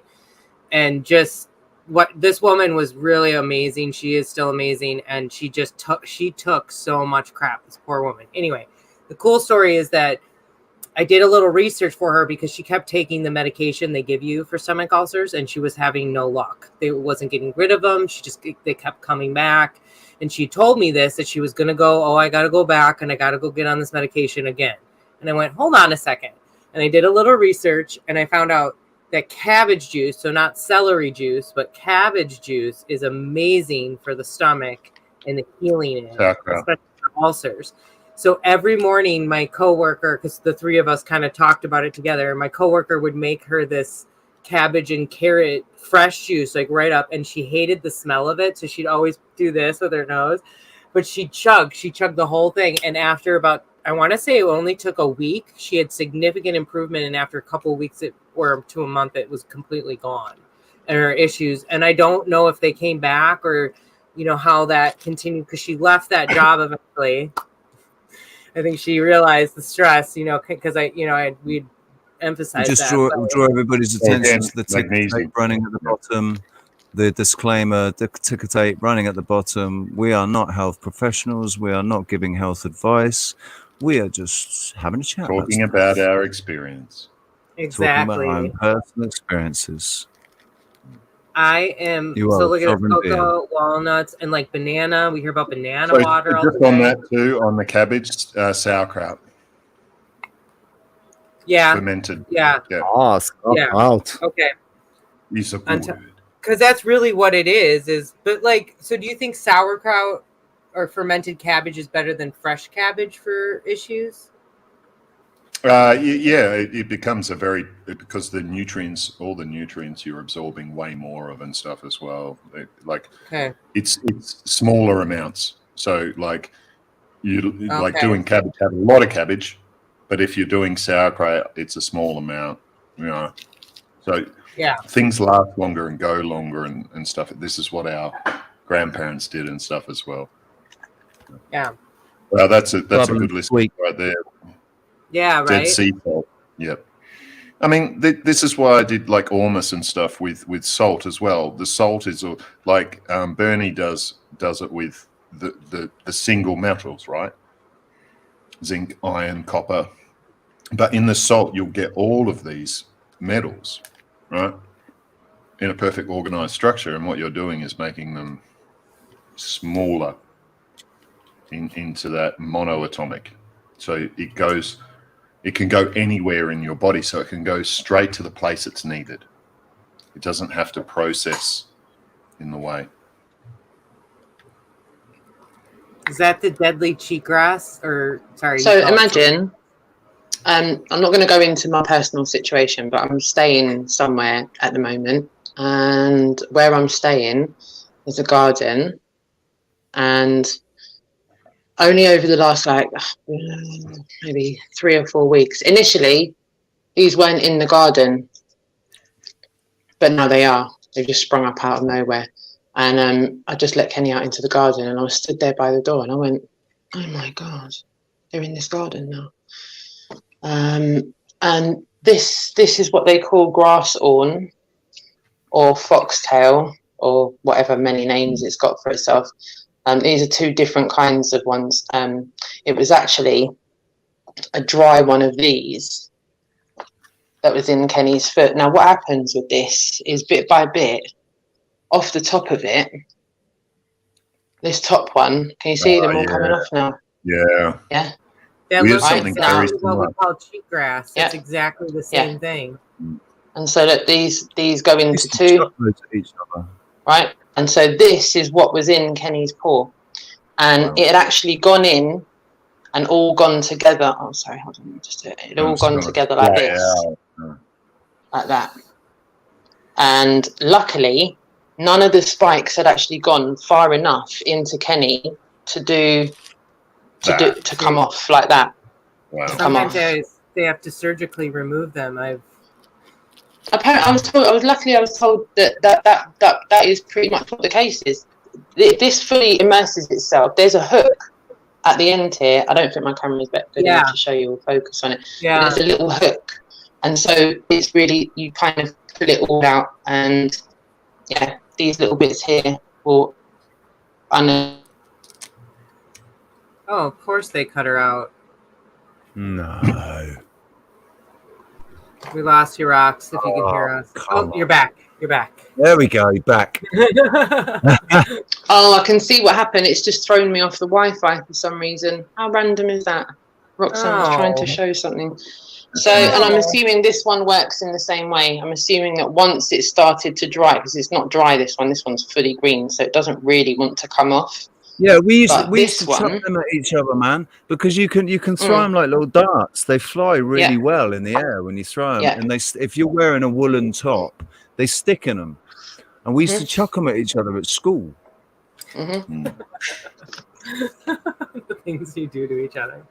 I know. Well, who would have thought that they'd end up becoming like a problem? You know, a problem. And the thing is, I'm really happy because I like to think that hopefully we had something, you know, because you said the vet says that normally they do have to do surgery. It's surgery to remove. To remove the thing, and that's what I was just like, no surgery, man. It's just gonna be able to pull it out with some tweezers. There'll be no surgery. Clean it up, wrap it up, and you know, and that's what happened. So that's exactly how it went. Where is he? That's good. Come here. There's always problems after surgery, anyway. Yeah. It's like scar tissue build-up. The body doesn't really know how to deal with that. Exactly. Serapeptase actually was something I found that dissolves scar tissue throughout the body. So anyone who's gone surgery and whatnot, serapeptase is a good thing to look up. Somewhat natural product as well. But I was finding it hard to actually find things that dissolved scar tissue and dealt with scar tissue throughout the body. And it seems like that's always why people go back after surgeries and stuff, a few years. Removing that, which the body it's not processing. The one in Australia here, the one close around here is like the same thing, but very, like even smaller than that. Like small, tiny little spears that go in. I remember the dog before this guy, my dog and his little mate, they disappeared into the hills and came back with these all through their paws and sitting there forever, pulling them out, making sure got every last one of them and stuff. There's similar stuff here, but there's not. Not really where we go. There are areas. If I took Alfie, he'd just get absolutely. He has done. They're like these little. They look like sea anemones. There's these seeds look like sea anemones, and they embed themselves right in. The only way to get them out is to cut them out from the fur. Especially with his fur, because he's got the Bichon Frise hypoallergenic fur. So it's like they're designed to do that. I was just checking that now, actually. I was just having a look because he was licking his paw again, and I thought, oh, here we go. I'm sitting here telling you about it, and probably got another. But no, it wasn't. It was just a little bit of sticky bit of. And I was going to say, when you go outside, manifest that you're projecting your aura over him like a shield, and he will not get affected. They won't come. They won't attack him, because that's maybe more or less what happened. You know, it'll be we're in symbiosis with this nature. Because I have actually my dogs. I was real lucky. I lived around it. I never had a problem with my cats or my dogs. I let them out of the house on their own. They could just wander and go lay down where they wanted to, get in whatever they wanted to. My neighbor had a problem. She ended up having to take her puppy to the vet because it got in his ear. But I never had an issue. So, and now this puppy was rowdy and rolling around and stuff. So that's, could exacerbate it. But I'm just saying, like, don't put that intention out there and it won't happen. Right. I'm only saying this with love, and you know that because you tell me things like that. I love that. No, I'm going to start doing that, Sarah. I'm going to start doing that. I'm going to just start visualizing that. All of us, everybody. Like, I think everybody, we all have to realize. Right, so as daft as it might sound, it wouldn't hurt, would it? It wouldn't hurt to do it. If you don't believe it will do anything, it's not going to hurt to do it. It will do a lot. I mean, belief in it working does have a lot to do with it. But if it's really. Shout out to Valley Parks as well, because I forgot to mention Epsom salts as well. Epsom salts is what got Kenny through the night. I phoned the vet at 2 o'clock in the morning because he was whelping with it. It was that video I sent you. He was just not okay. And she was just like, look, between now and you bringing him in, just keep bathing his paw in Epsom salts of water, which I did with distilled water and Epsom salt. So yeah. Also, there are salves and stuff like drawing salves and stuff as well, like pine tar, which will help draw out things. Interesting. Pine nuts have a bunch of good properties to you them make yourself too. Yum. The pine one's quite an ancient remedy, that one, where it's just grabbing me because pine, like even in here, like I can find pallets pine made out of pine, but you'll see where there's that thick sort of resin, and you put that in a tin basically with a hole in the bottom and a little container to catch it around a fire, and so that's how you obtain that.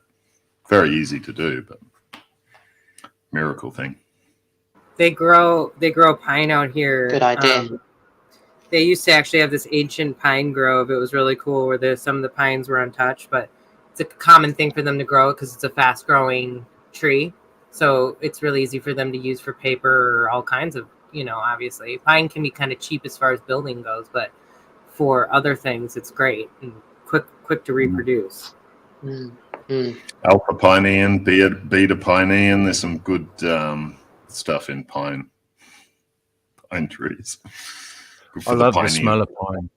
I absolutely love the smell of pine. It's like reason why. Yeah, there is, isn't there? It's like that. It has to be. It's my body telling me, "Yep, this is good. Give me this more." Is good. I have some terpenes right here. Alpha Pinean and Beta Pinean. Brain lifters, stimulators for the brain. Yeah. Terpenes, alpha and beta pinean. Right. Very cool. When do you take that? I do a mix because a lot of these terpenes work better synergistically too. So I mix those. So I would go alpha pinean, beta pinean, linalool, and limonene, and that's a 4 I do together, and I call that happy brain. And so there's my little tincture of happy brain, and it picks you up. It gives you stimulates the brain. So when you want to think about good for meditating and stuff as well.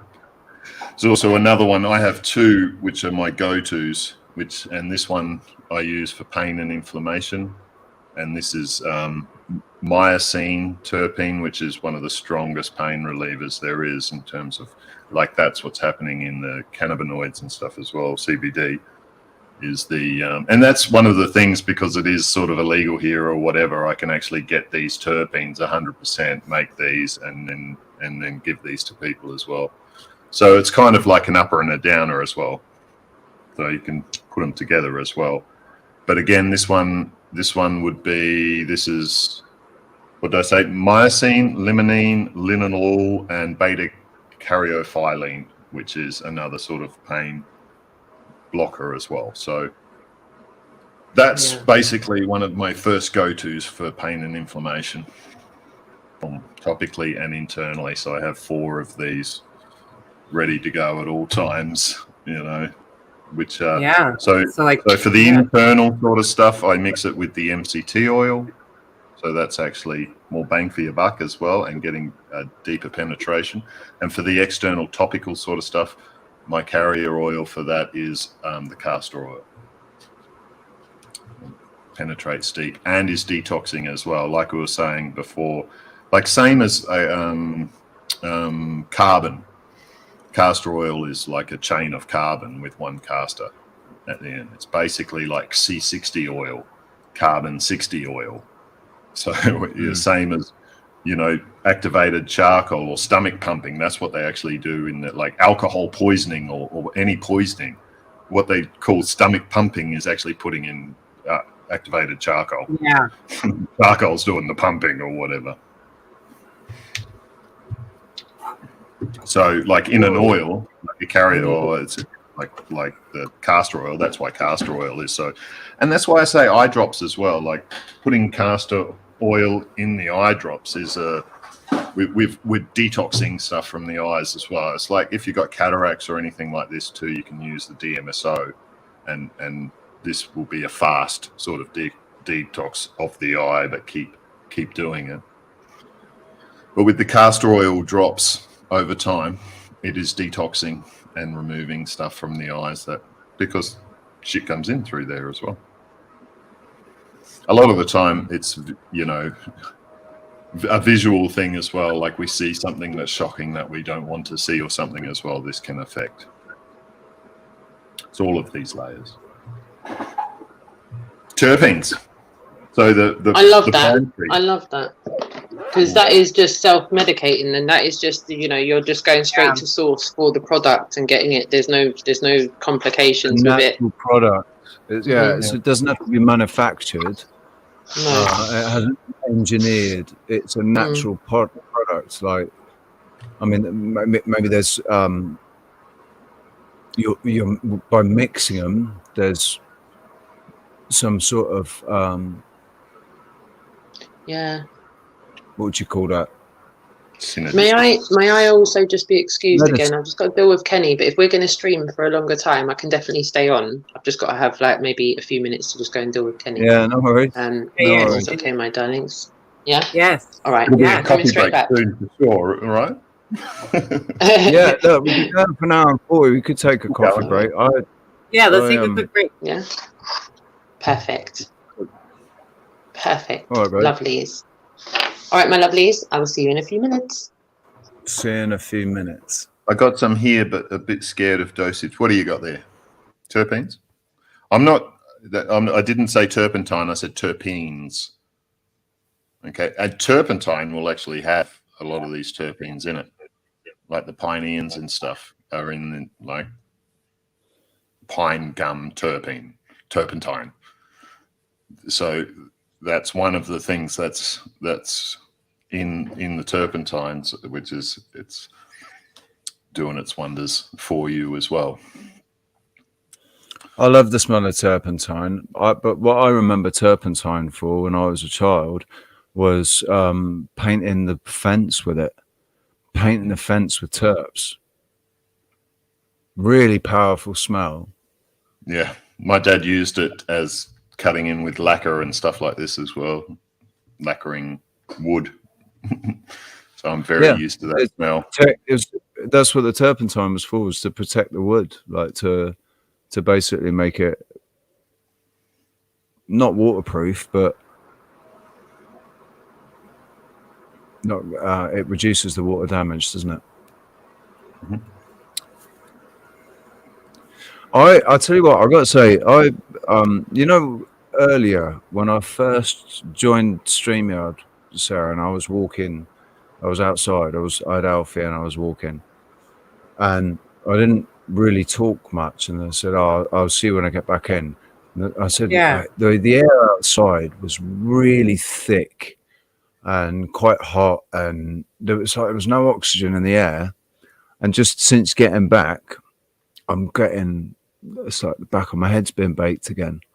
Just getting fucking, well, I'm not going to say it, but yeah, it's more and more noticeable to the point where I'm having to mention it now. It's actually start doing some deep breathing, and do a little bit of like upper body shaking, and make sure you're getting that middle of your back really well worked, because here's the thing. It's not just that, right? It's a combination of everything, and you can fight what's coming on. You can prevent it from coming on the way it has been and taking over you for multiple days. And I feel like partly this is, part of your journey is to be able to harness that ability to stop these, and like all these other things you've dealt with from your accidents, these major accidents you've been through, you can still regenerate the cells in those areas. And I think this is partly of what it's teaching you and showing you is that you can fight it. So one thing, if you want, we can do some deep breathing because that'll help just kind of open everything up and get the blood flowing. And then I would recommend, and we can do some, is that like even you get, remember that one I sent you and the guy's doing this crazy stretching and he's knees on the ground, hands on the ground, and he's doing this like swirl kind of technique. It's like this, but it's like for the sacral stretching too, but it gets your whole back. What were you gonna say? I mean, the only thing with that is I don't have anywhere here. I don't have the space to to do that all on camera and stuff. But no! Don't do it on camera. Don't do it. It's all. That's all good. I wasn't asking you to do that. I could, but I'm not really like my floor is a little messy for my dog, and so I prefer not to anyway. So, but I can show you a video. I can show you right now what I'm talking about, just so you can see. Because I think I might have shared this already, so I apologize if I did. But oh, you know what it was? I think it was when we talked for a bit after the show. I showed you guys this or started talking about it, but I haven't shown it live. So I'm gonna get this queued up here. Sorry, guys. I have so much stuff I want to share. It's like I never know what we're going to end up talking about. So it's like I know I have it saved, but it takes me a minute to just like find it because I have too much shit saved. Do the quick search. Oh, here we go. I know I had to remember the guy's name, like his channel name, because then I got to find it, and then I got to find the one I was talking about here real quick, but it won't take that long. Oh my God, there's so many that he has.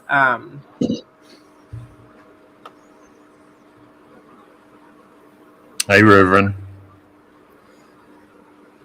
Hey, Rev. I was good. Reverend?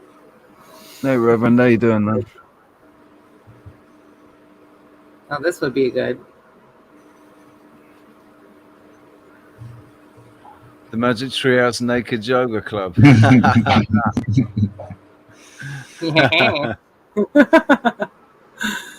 This guy's like sticking his tongue out. You don't need to be seeing that, Sherry. Trust me. That's good for the core. This one's good for the upper back. I shared this one with Rich before because he gets his problem right in there, and I think that one would be a really good one for you because I do think it's connected. Because see. This is why we have to keep moving while we're sitting here too. I'm not saying so don't sit still. Sit still, right? Yeah. Hey, I gotta sit still.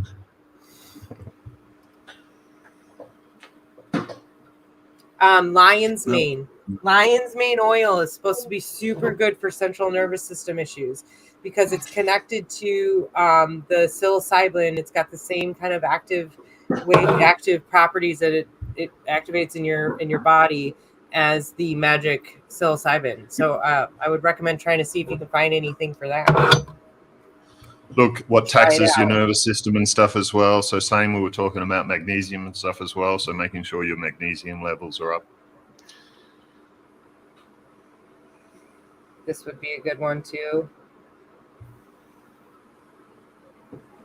Oh, I like doing this part. Oh yeah, see? Crazy moves, just oh yeah. But these don't take, and this can be considered a workout for a day. You can do a series of these. You can add weights because you can do like a partial Pilates. But you're not really supposed to be doing the high intensity workouts every day of the week. You're only supposed to be, especially for women, because of the way our bodies work. Our bodies will go into survival mode and start holding on to things if we don't, if we overdo it, because it thinks like, oh shit, like something's going down. We gotta get into this like certain survival mode. It'll store fat in certain ways for that exact reason. So actually running every day for a woman is my understanding. So a lot of the research I've been doing recently with hormonal balancing as well, they're saying it's not recommended. And most people who run every day end up having knee problems. They end up needing knee replacement and they have to stop running. Runners. But think about, take it to the extremities too. So, massive workouts where it's super intense workouts for building muscle or whatever you're doing.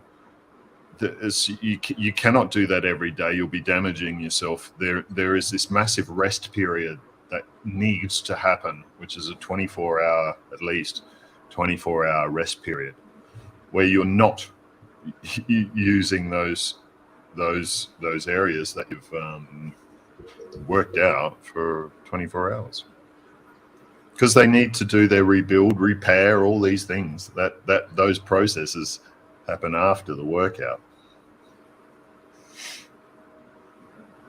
But also think about doing this mentally as well. Yes. Because once you've done it and you know the feeling of it and everything, then you can do it more as well. I tend to alternate things where I'll do them physically and then mentally, like different days and stuff as well. So I'm exercising both, and you're exercising that imagination at the same time. The more focus and concentration, you're building up your imagination as well, which will increase your manifestations in your life. Exactly. That's how it all connects, right? And you can do it faster.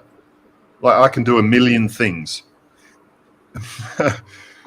I can do a million things in an instant by cramming all these things together in the imagination as well.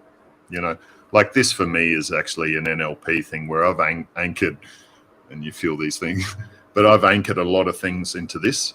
So when I activate this, there's a lot of things going on.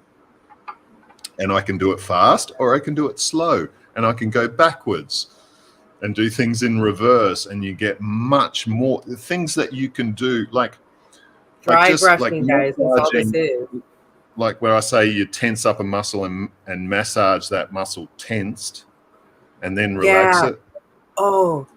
And this massage. is TMI. But I can do, in my mind, I can do both arms at the same time with two hands. You want to hear? Yeah. Based on what you've been talking about with that, the releasing and giving tension. This is another TMI thing about myself. I'm very open about who I am, but as I'm getting older, I have not had children, but I've noticed I have a little bit more of a leakage issue. Like if I cough too hard or I sneeze, and this is very common with women. Well, a lot of times they tell you to do these Kegels, which is actually it's actually just constricting is really what you're focusing on. So I read this whole thing. It was fascinating about how there's people who have tension actually on the reverse side of it from over tensing. So you actually want to be careful about doing the Kegels. Well, that actually kind of made sense with me and not having children. And all of a sudden I realized I started peeing different. I was actually just kind of like letting it all just right. Instead, I started controlling it and controlling my muscle while I was doing it. And I've had significant improvement by just doing that for a few days. Same as your breath. It's like when I went through that technique I showed you. Blur, that one. Remember that one? I still do that. Yeah. Yeah. So I build up. So I'll be holding for a very long time. But what you want to do there is to maintain the same pressure, so the same note throughout the entire length of holding that. So then you're controlling that breath all the way through as well. So that helps in control. And learning control. It's helped with my voice too. And in blood flow and stuff as well, like you were talking before about the exercises, just doing that with the reverberating, and you can do it at the same time, right? So you can be stretching. Yeah, that's a good point.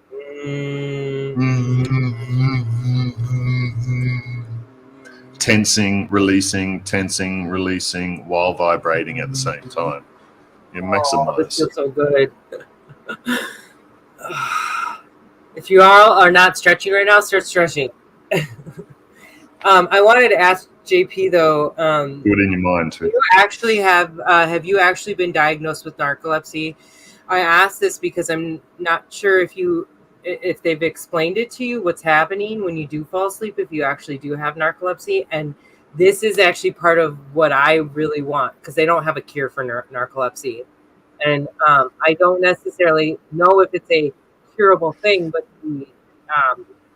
because I'm so fascinated with brainwave activity and frequencies, I really actually want to use frequency therapy in narcoleptic patients. It's one of the most difficult disorders to have. If you truly have it, there's high functioning narcolepsy too, so that does make it a little bit more skewed. And I've noticed that What do the you high want? narcoleptic. What are you looking for? You want more control over your states because you don't have any control over that. It's also REM behavior disorder. Yeah. So I was going to say, you're not actually, your body's not fully relaxing. It's not releasing the hormone to paralyze yourself to allow you to potentially go into other dimensions, but you actually, what happens with narcolepsy, as soon as they fall asleep, they go right into REM. And they almost always, they get sleep paralysis like crazy too. Yeah. Yep. Oh, so you have like an accident related narcolepsy, which is different. It doesn't mean though you probably are having unusual REM. Are you having REM behavior disorder where you're acting out your dreams? Because this is connected to PTSD, and this is the other reason why I had to deal, and I've worked with a lot of PTSD patients, and so this is really my focus is these very challenging mental and physical disorders that we're seeing. I would love to work with some really challenging circumstances, only though in the knowledge that we all understand that just because I'm trying to heal you doesn't mean that that's going to happen, that there's going to be a miracle heal, because there's a whole, like we've talked about, there's a whole process with the journey and with your own acceptance of it as well. And where does it actually stem from? Is there a deeper seated Sometimes trauma? there's an order too. So this has to heal first before this will heal. Yeah. Exactly. Which is why when we heal, or we're trying to put that intent to heal, we're not actually trying to focus on one specific spot. We're supposed to be focusing really on the overall, so to allow the body to heal where it needs to. That's where dowsing and stuff like that really helps. Where it's like when I'm using a tuning fork, I'll just take me to where I need to go. That's all I'm doing. All I'm saying is take me to where I need to go first. Like whatever they've told me, whatever. It's the tuning fork and it's the intent, which will you just go straight there. Boom. If you let it go, it'll just go straight to where it needs to go, and that's where you should be working. That's like if you did regression and stuff like, or talking to the subconscious. What do we need to heal? What do we need to, or bring back a memory, like a regressed memory or something like this? You choose. Whatever comes up, because they will have the intents there anyway. It's like this, I want to heal, but okay, yep, we've got that intent, yep. But where do we? It's a question of, well, what needs to happen first? I don't know. Do you know? There's a lot of the unknown there. So that's when faith, but just allowing nature to take place. Whereas we have that overall intent, which is what I'd call enacting like a super action, like a through line. That's your overall goal. But then we've got all these little things that we have to battle first. So then where do we start there first? Yeah. And maybe even accepting that you potentially do have a trauma, because I think some people just don't think they do, and that Well, we block them. We block these traumas. Well, That's and what we forget about it too. Ignoring, yeah. So when you give time to it, all these things come up. Like, I didn't know that. Or this happened when I was 3-4 years old. What? And now it's just coming to mind. Because as soon as, if you're doing tuning for work or whatever, and I hit a spot and bang, there's stuff coming up for them, and it has to come into the mental field. We can do this backwards, by the way, as well. So we can start with the mental field and then go backwards. Or you're going from emotional to the mental. So that has to come up. So allowing that stuff to come up is allowing the healing and stuff as well. But you can know exactly what's happening, even as the healer or the healee or whatever as well. The healer's getting all the information as well. They can tell you, this happened in your childhood. Da, da, da, da, da. Oh my God! Wow, yeah. And then it solidifies in their mind. It's there. It's in their mental field to work with. And I wasn't as intuitive when I was practicing with patients. I wasn't quite as intuitive to lay it out to like specifically what the problem was. but I could be like, something's wrong at home. I could look at them and just say that, and they'd be like, how the hell did you know that? I'm like, I don't know. I just know. I kind of know you a little bit. I don't know you that well, but I know you enough now that I'm like, something's what's going on here. And then you can question down in that group. So you can get more precise with that as well, and you go, which side is this coming from? Is this the partner relation or the mother sort of? And then you can start going down the tree sort of thing. Yeah. It's really but a lot of times you don't need it. It's just a flash too. It's like, oh, and a realization occurs. You don't really need to know all the details a lot of the time. Yeah. You've got that realization. Yeah. That's the realignment. Done.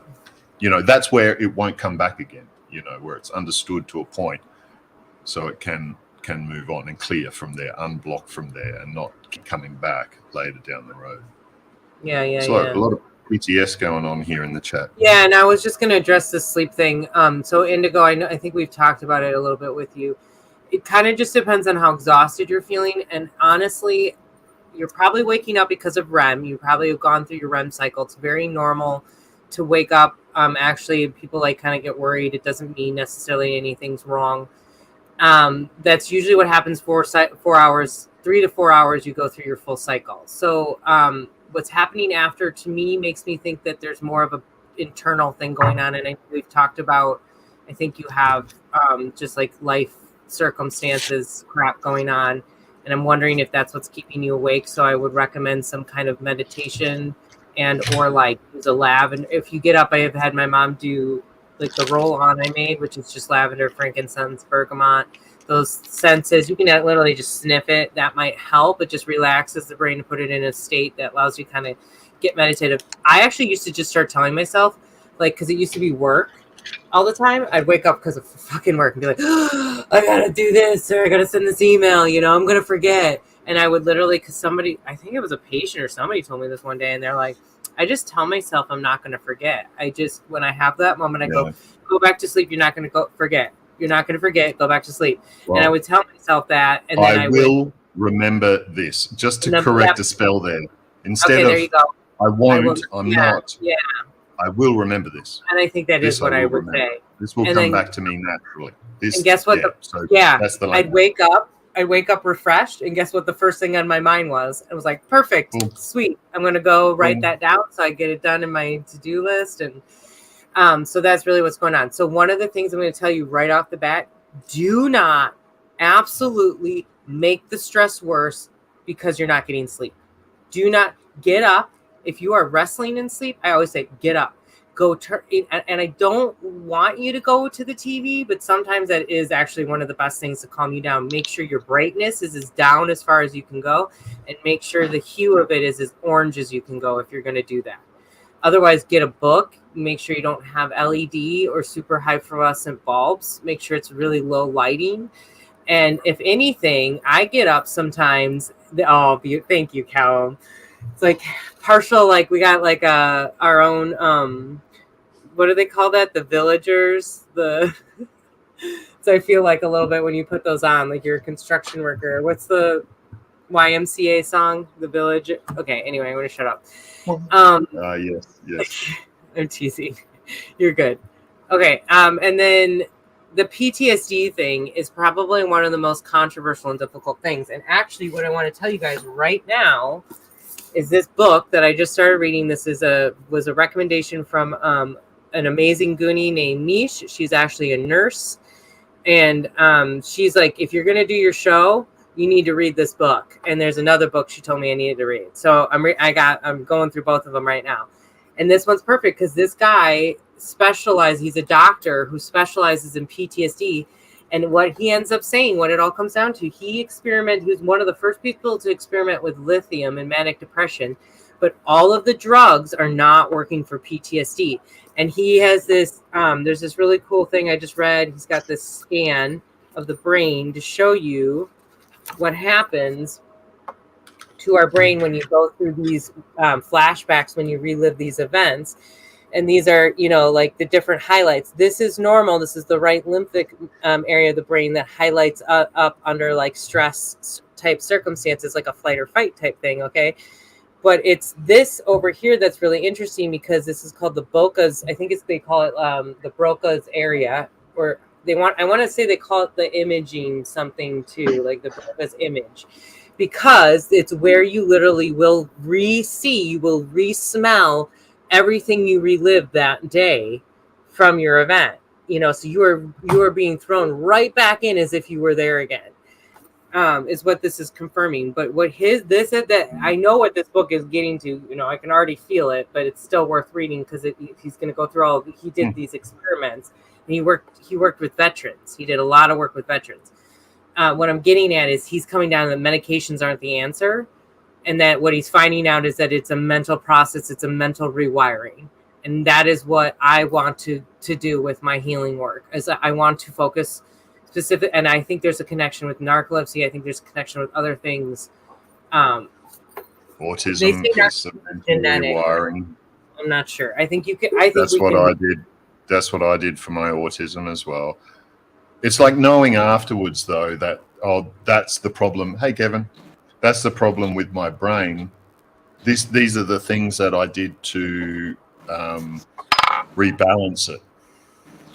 But I knew it afterwards when I started fixing myself. I'm like, oh, this is what I was fixing. I didn't know at the time, but this is what I was fixing. This is why I kept pushing for these things. Like a lot of the times we're doing a lot of things naturally. Like these are our interests and stuff because they are correcting us. They are balancing us.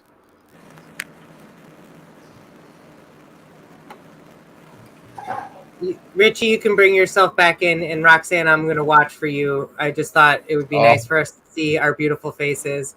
And Kevin, how you doing? Here. How you feeling? Hanging. I just got gifted a iPhone cord from a nice guy passerby. So, I was like, my cord somehow burned out the other day when I went to charge my phone. So it's just been going down, down, down. Mom called me last night and I had to be like, hey, my phone's going to die. I don't want it to die in the middle of our conversation. And then this morning I started looking and everybody out on the street has Android, So, I just kept getting no. And I was like, no, it's cool. It's going to work out. It's going to work out. And yeah, when you let go, when you relax about it, you let go. Oh, thank you. Right. And so, yeah, I just kept myself in that spot. And then, Yeah. And that's what I was saying yesterday. You put your intention out. But you're also being like, you mentally were trying to be really cool about it. I mean, I could feel you were stressed, but you were being really cool about it. And then it was like, then he had a car situation, and then this thing, you obviously met somebody. It's like been one thing after another, and actually, whatever. I was warned, person warned me they were a witch and they'd destroy me. So, it's been pretty, she didn't lie. You're more powerful. You're more powerful than her dark energy, though, and we are as a group. Yeah. And that's why she doesn't like me. Everything around. It was like first the plants died, and in hindsight, I think that had something to do with something else too. And then when I was getting locked out of there, they were like, I was nursing back, so they were like coming back, and so they were out back, and I went and got the weed lopper, and I went out and I just cut them down. And there's like a party house like across the street. I've never ever talked to these people at all, except one time their dog almost bit me, and they came on me like shitty on me, and I like yelled back and I said stop and listen, and I told them what happened with the dog and just to be careful with it. But that's the only conversation I had with them until that moment. And I walked over with this huge my arm was filled with these lopped down weed plants, and I'm like, here, it's not fully flowered yet, but it'll make good butter, And he's like, oh, thanks. Because right then I had there was part of me that was feeling sad because then I was having to leave that, and then I just turned it around and I was really happy to be sharing it with somebody who I'd never really shared anything with, but it would be something really positive. Wow, the sun's really beaming behind me. Yeah, I guess it's coming. It's actually chiming in. The sun is chiming in to what I'm saying. True that. It's preach, brother, preach. Yeah. There maybe. Yeah. So So yeah, I'm just trying to keep it up. And yesterday hooked my truck up with a guy who says he can take care of it all. And it's a little bit out of town.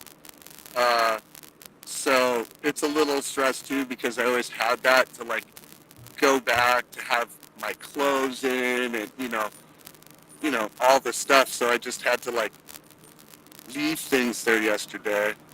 And in the scramble, I left some really important papers that I really needed to have. So it's Social Security stuff. So I just probably can go there Monday when they open and deal with it all on site. So I'm also not, it's like you can. Yeah.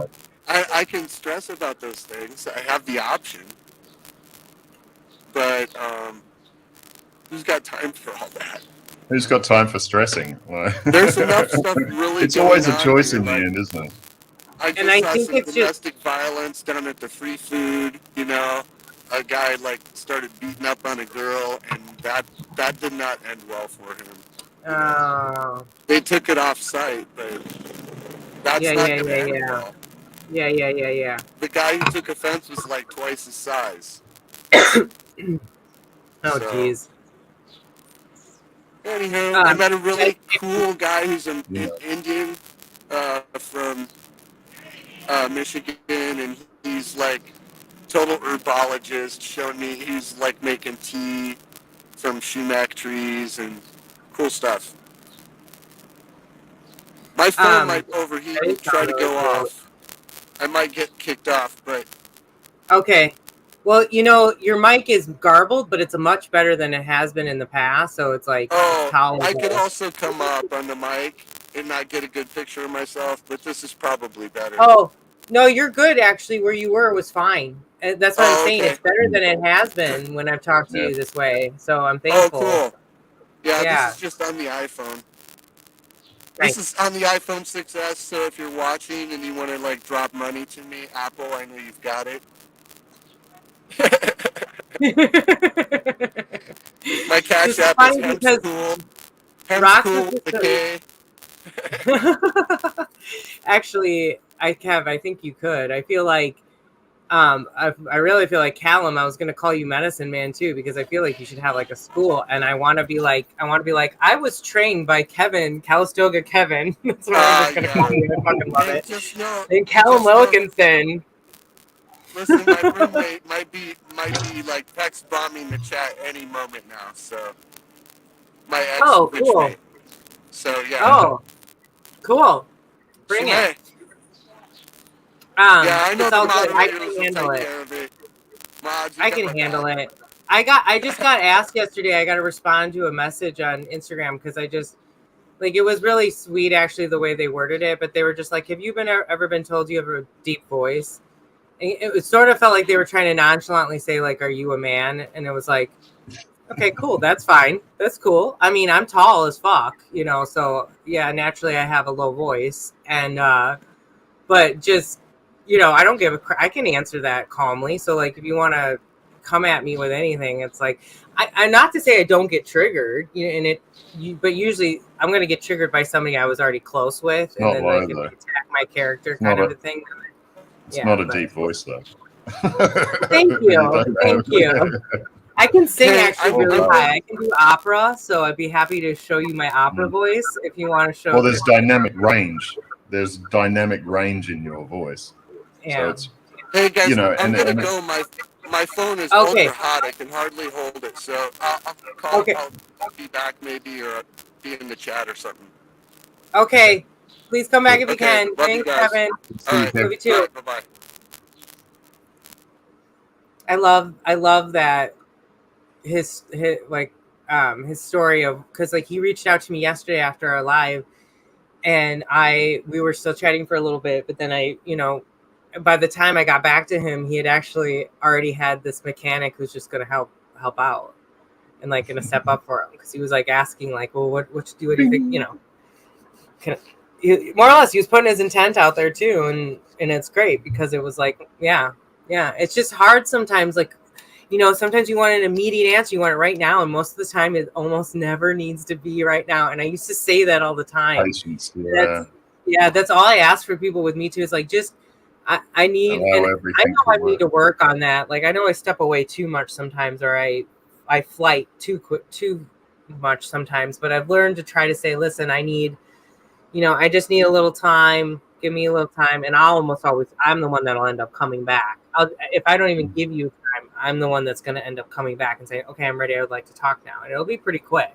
But maybe a day. Give me an effing day sometimes. It's amazing what your mind processes in a day and what, yeah. So Yeah, and sleep on it. Sleeping on things. It's a huge thing. So speaking of which, I want to say, please allowing email. the process. Yeah. And if you want to ask any sleep advice, please feel free to email me. And then I'll only just say as a disclaimer that my actual credentials, I'm technically not allowed to work under anybody but a board certified sleep physician. So technically I'm not even allowed to speak my mind unless I'm doing that. So I'm more than happy to share that advice. I'm just saying that out loud because I don't want to get shunned off the TV or shut off BoobTube because I don't want the association that gave me my credentials to come back and say we're revoking because you've said this or that. Because I'm gonna be like, actually, I made it very clear, and all my statements below are very equivocal to what we have to do. So at the clinic, I used to have in my voice message, the first thing I had to say, if this is an emergency, please hang up and call 911, because I can't tell you, I had patients call my personal cell phone telling me, I think I need to go to the hospital right now. No, you don't call my cell phone. You go to the hospital. We'll talk to you once you're there, if that's what you think. Anyway, that's the reason I have that up there. So this isn't for any of you because I all know this shit. But yes, the blue light thing, it's so weird. Even this sleep doctor I work for, we talked about this. He started doing it with his computer and he started putting it into his presentation, talking about it, because he talked about how the laptop would fall on his face because he'd fall asleep while he was trying to work at night when he should have been, right? Should have been trying to sleep. Mm-hmm. But it has been that effective for me too. It's amazing how your eyes strain. Actually, Calma and I were talking about this, that if I were to go under complete dark deprivation for at least a day, if not 3 days, but 3 days, I could potentially cure the majority of my eyesight issues. So think about that. I mean, most of it in one day. Focusing on this world, it's fascinating. And exercising that muscle as well. It's like in a different way. Yeah, what we're not used to. So the shaman would call this the not doing. So doing the opposite, doing the things that you don't. It's like exercising those eyes too, like looking up to the extremities, or even like the 20-minute thing as well. So, you're looking at a screen or whatever, stop, take that 20 minutes. Yeah. So it's looking away and doing that, which is the movement as well. I'm always doing as well, like looking for my dog or finding a reason to do that as well. So that. Yeah. Put that in your ritual for the day. I always need something. You'll see me, I can't ever really stare. I probably am on a spectrum of some kind for that reason, but I always have stuff natural, around me. There's a natural need of the body to do it as well. So a lot of people are fighting that to do what they want to do or something. Yeah. No, listen to your body. Also EM field, like electromagnetic waves as well. So shutting all that off, shutting Wi-Fi off and all of that, because the pineal gland sees that EM field as light. So shutting that off completely will help as well. Yeah. And these things get better and better. The more you do, you get better and longer sleep, better and longer delta, better and longer. Yeah.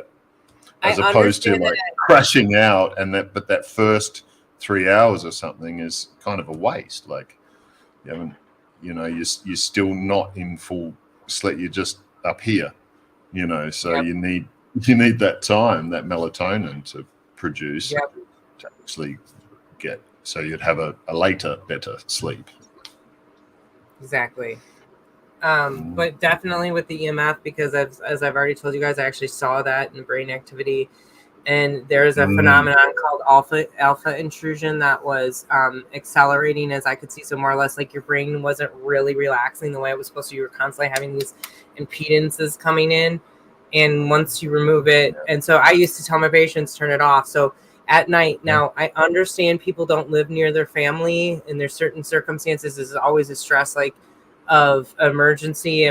They're not available. I'm going to tell you right now, I've decided, and especially when I lived way further away from my parents, it's not like I was going to be able to get up and get there in time anyway. You know, regardless, it was going to take a process to even get in the car to get there.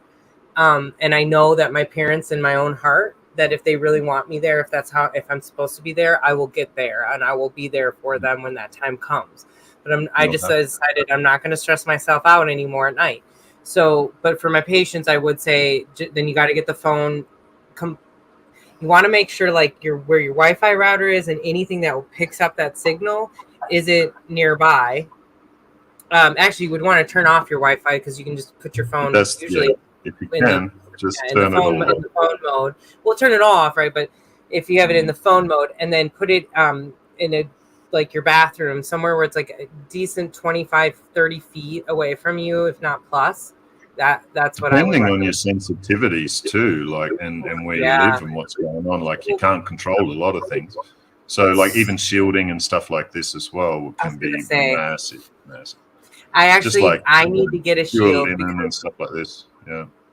It just makes sense to me. It's just like anytime I handle it, I can feel it right away. I know I'm strong enough to offset it, but I can just feel it, and I hate the feeling. You know, I used to put it in. I wear these. I like live in leggings, and I get organic ones, but they have pockets. Shungite, is that Shungite? No, it's my Shungite ring. Oh, what is that? Carbon? I think so. This one's my mum's, so I'm not sure, but she normally has. They're all by the TV. I think. Orgone as well. Oh yeah. This is an EMF. This is an EMF. I want Orgone pyramids. Yeah. Yeah, I've got two at the thing here, but mine are everywhere, like around my computers. But I also have or is it quartz as well? So quartz is a bit of an EM. Yes. So, yes. But I end up with quartz because it's everywhere in my hill, all around me. So it's all over my computers and stuff. Yeah, we have quartz everywhere. So I have like some of my designer stuff, but like I have a lot of my picture jaspers, and that has quartz in it. It's really technically jasper is quartz. It's colored quartz. Yeah. Mixed with like moss dirty and quartz. Yeah. And I think all mine is milky quartz on the hill where I am. Oh yeah. And see, this is mostly sandstone quartz because it's made. You know, it's the clay, and it's so pretty. And then here's my one of my favorites. So this is a limb cast. So this was a tree. You can see the outside of the tree husk, right? And this filled into the tree, and then you could carve it right out. Like there was a limb, you know, and it looked just. Yeah, this is my favorite. That's your moon rock. Yeah. There is that with sleep as well, where it's like, well, I suggest it's going through like white noise, brown noise, pink noise. Yes. You know, all of these different and notice the one that works the best for you, because everyone's a little bit differently there, but usually white noise, brown noise helps, or leaving the fan on, that sort of noise in the background, which is interesting with static as well. So it's like that static sound from that old TV, remember the analog TVs, which actually helps plants grow and stuff as well. So there's been tests with that where they play it in the background. Oh, I didn't realize that. With plants. TV static. From the old plasma TVs, though, specifically, it was the plasma TV. Yeah, or radio static as well. It's just, interesting. Same sort of thing, because it's that like in between, not focused on a channel. It's all sort of thing, background. Yeah. Oh, I've got a wand. You know, Mum actually gave me these today on her travels. That's so beautiful. Oh, Beautiful. cool. Oh god, that looks like a Amazing. plague mask though, right? But it also looks like a bird. Is it a flute? Birdman. It's like a Birdman. Oh, that is cool. I have another one. This one. This is Joy. Oh, nice. And where is he? Oh yeah. Oh, cool. It's like a little dinosaur. Like Dino, yeah. Doesn't this make you want to whittle? Oh, like I just want to freaking sit So by a the real water. wizard. Yeah. I don't know yet. I don't know if I need to call you a resident wizard or a resident medicine man. Well, a nickname here I get is Hermit, the Hermit Wizard. That's one of them.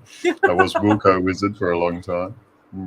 You're wizard in the sense because you use like devices for healing, which to me is like a whole other level.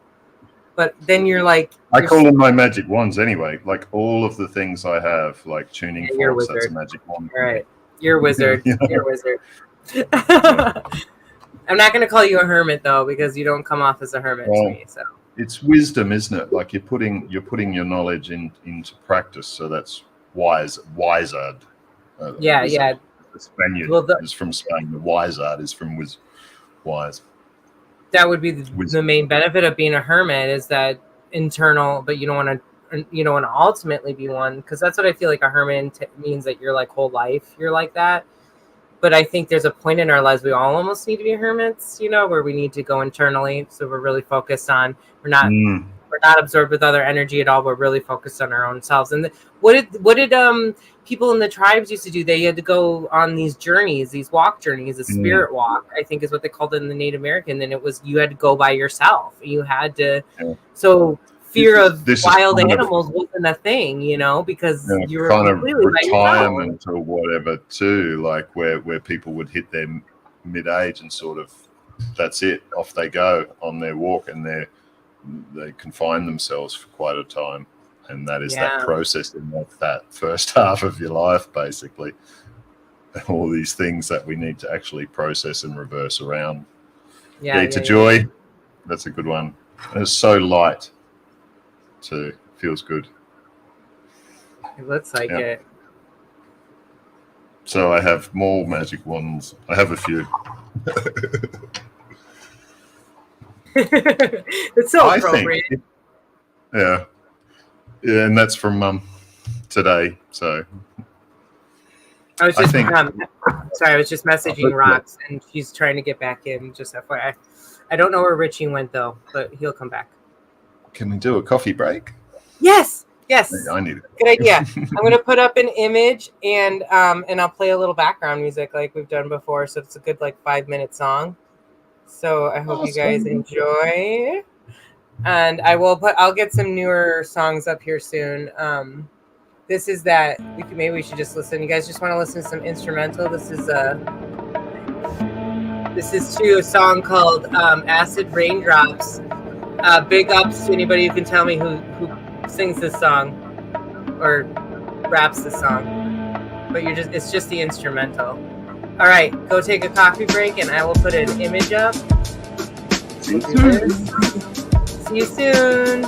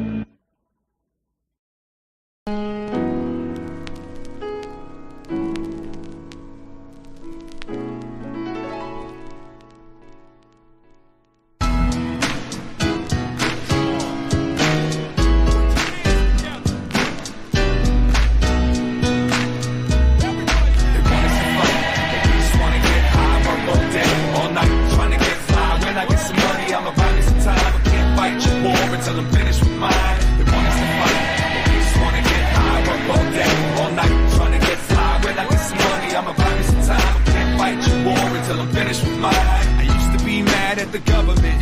Redirected some of my anger towards the mothership. Trying to guess which shall live in hell, sleep under when the grand scheme plan keeps all these people wondering why we still running in place, frustrated. Pride is mistaken for hate, it's upgraded. I got a little breath left, let's suffocate it. Pointed the epiphanies and call them all drug related. The time I spent with my life on bent, trying to find the friends inside my head. Must have disengaged every phase and stage of my I'm coming of age. My unofficial auto bio will be accompanied with tips on how to smile. Cause I found that when they don't see you frown, they never know that you're a threat and they don't sweat you when you come around. So who's gonna be my next door savior?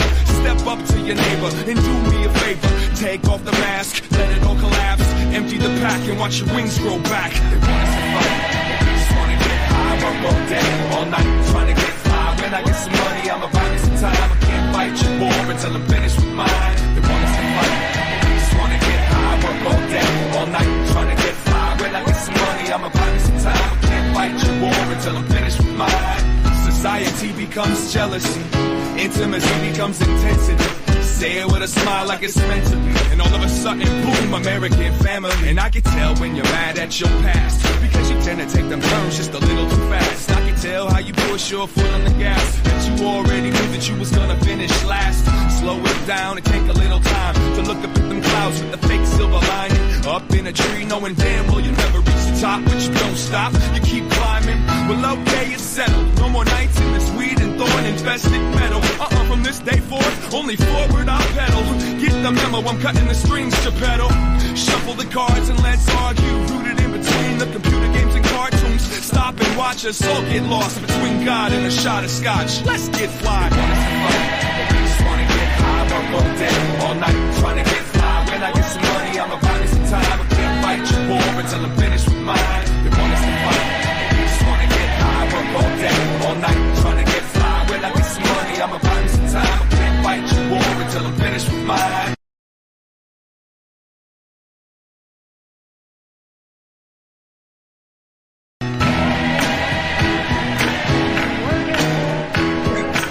Oh my god.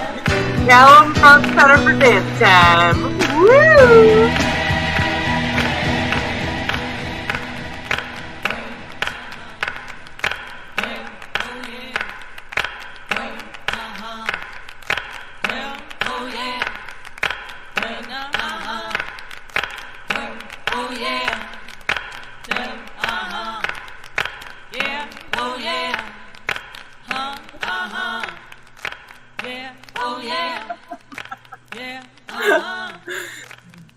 Love the ending of this.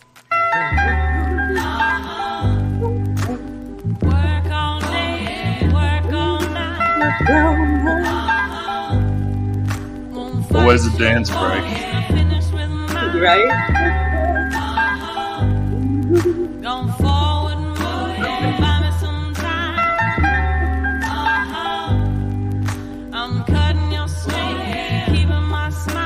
All right.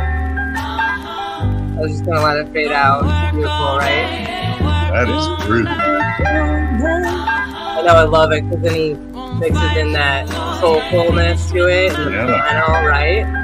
This is Atmosphere. He's a white Midwestern rapper from Minnesota.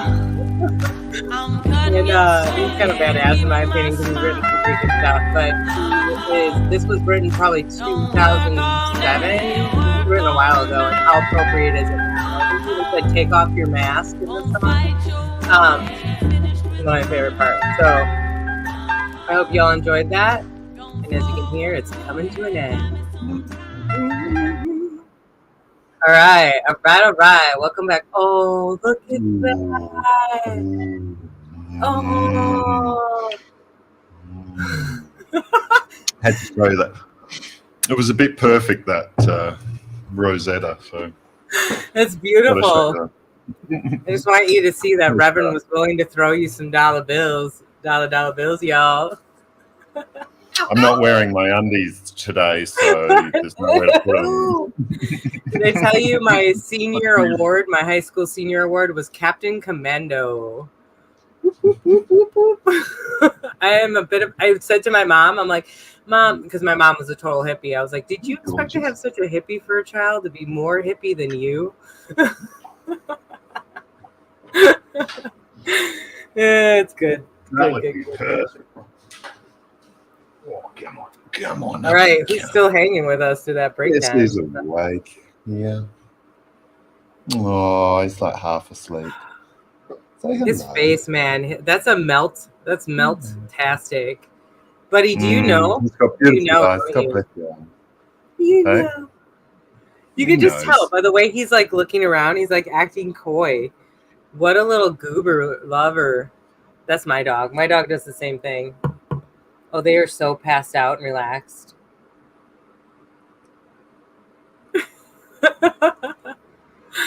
Oh. Yeah, he's so gorgeous. Yeah, I want to hug that dog and kiss on it. Oh, did that make you nervous when I said that, buddy? I get it. I'm a smother. That's what I tell my dog this morning. I'm like, I'm gonna just smother you. He's a good cuddler. He was all over Mum today when she came back. He loves Mum. Just goes up over the shop like a dog scarf. Loves it. Oh, I bet Mom was loving that. It probably feels Thanks. good to have that good energy back. yeah. I'll be right back. I just gotta close this. He's doing the licking. Yeah, good boy.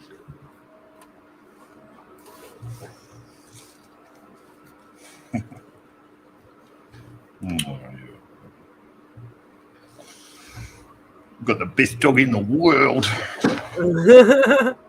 Just gonna snuggle up here on my lap here. Good boy. Perfect lap size, like he's perfect size. My dog before this was massive. See, they say you smell like ice cream. Buddy, you smell like ice cream? Yeah. I'm getting the love kisses. That's sweet. I just got a message from Kevin, and he's having a lot of issues right now. He can't even talk on his phone. He wanted to just throw out if there's any chance anybody can help him. He's dealing with a car that's broken down. That's kind of what I was getting at too. He found somebody who is willing to help him out and so he can take his time paying the guy back, but he's already in a difficult situation. So if there's any chance that any of you, and this is him like not wanting, just like everybody else, nobody wants to throw this information out and have to deal with this. So Kevin's amazing. If you haven't really gotten a chance to chat with him, he's got a lot of really good information, and he's actually becoming a regular on our Sunday show for sure. If not, I'm sure we need to do a feature show of him as well. And he's actually been on Bernie. That's actually how I met him, is we did a chat on Bernie's channel together. Just again, like, he's got a wealth of information. He knows about, a lot of this experiment type stuff. So I feel like this is the kind of stuff we need to propel forward. And trust me when I say, like, I'm definitely going to be sending an invite to him when we set up our community to be like, hey, if anything, just to come for a while. And that's the same thing with all of you. No pressure on coming and living there. But what if you want to come for so many months or something and maybe teach classes or go to classes or whatever, right? Like, let's fucking do it. I love this idea. I might stream in. I think you could come for like a month, Callum. I think you could come and hang out with us for a month, right? You can bring Buddy. We'll accommodate. I'll send you a boat to pick you up so you don't have to get on a plane if you don't want to. Airship. Send me a blimp. Airship. I'll send you a blimp. And it'll be hydrogen fuel cell powered. Bernie can cock that up, and I'll have him personally come and pick you up. I love it.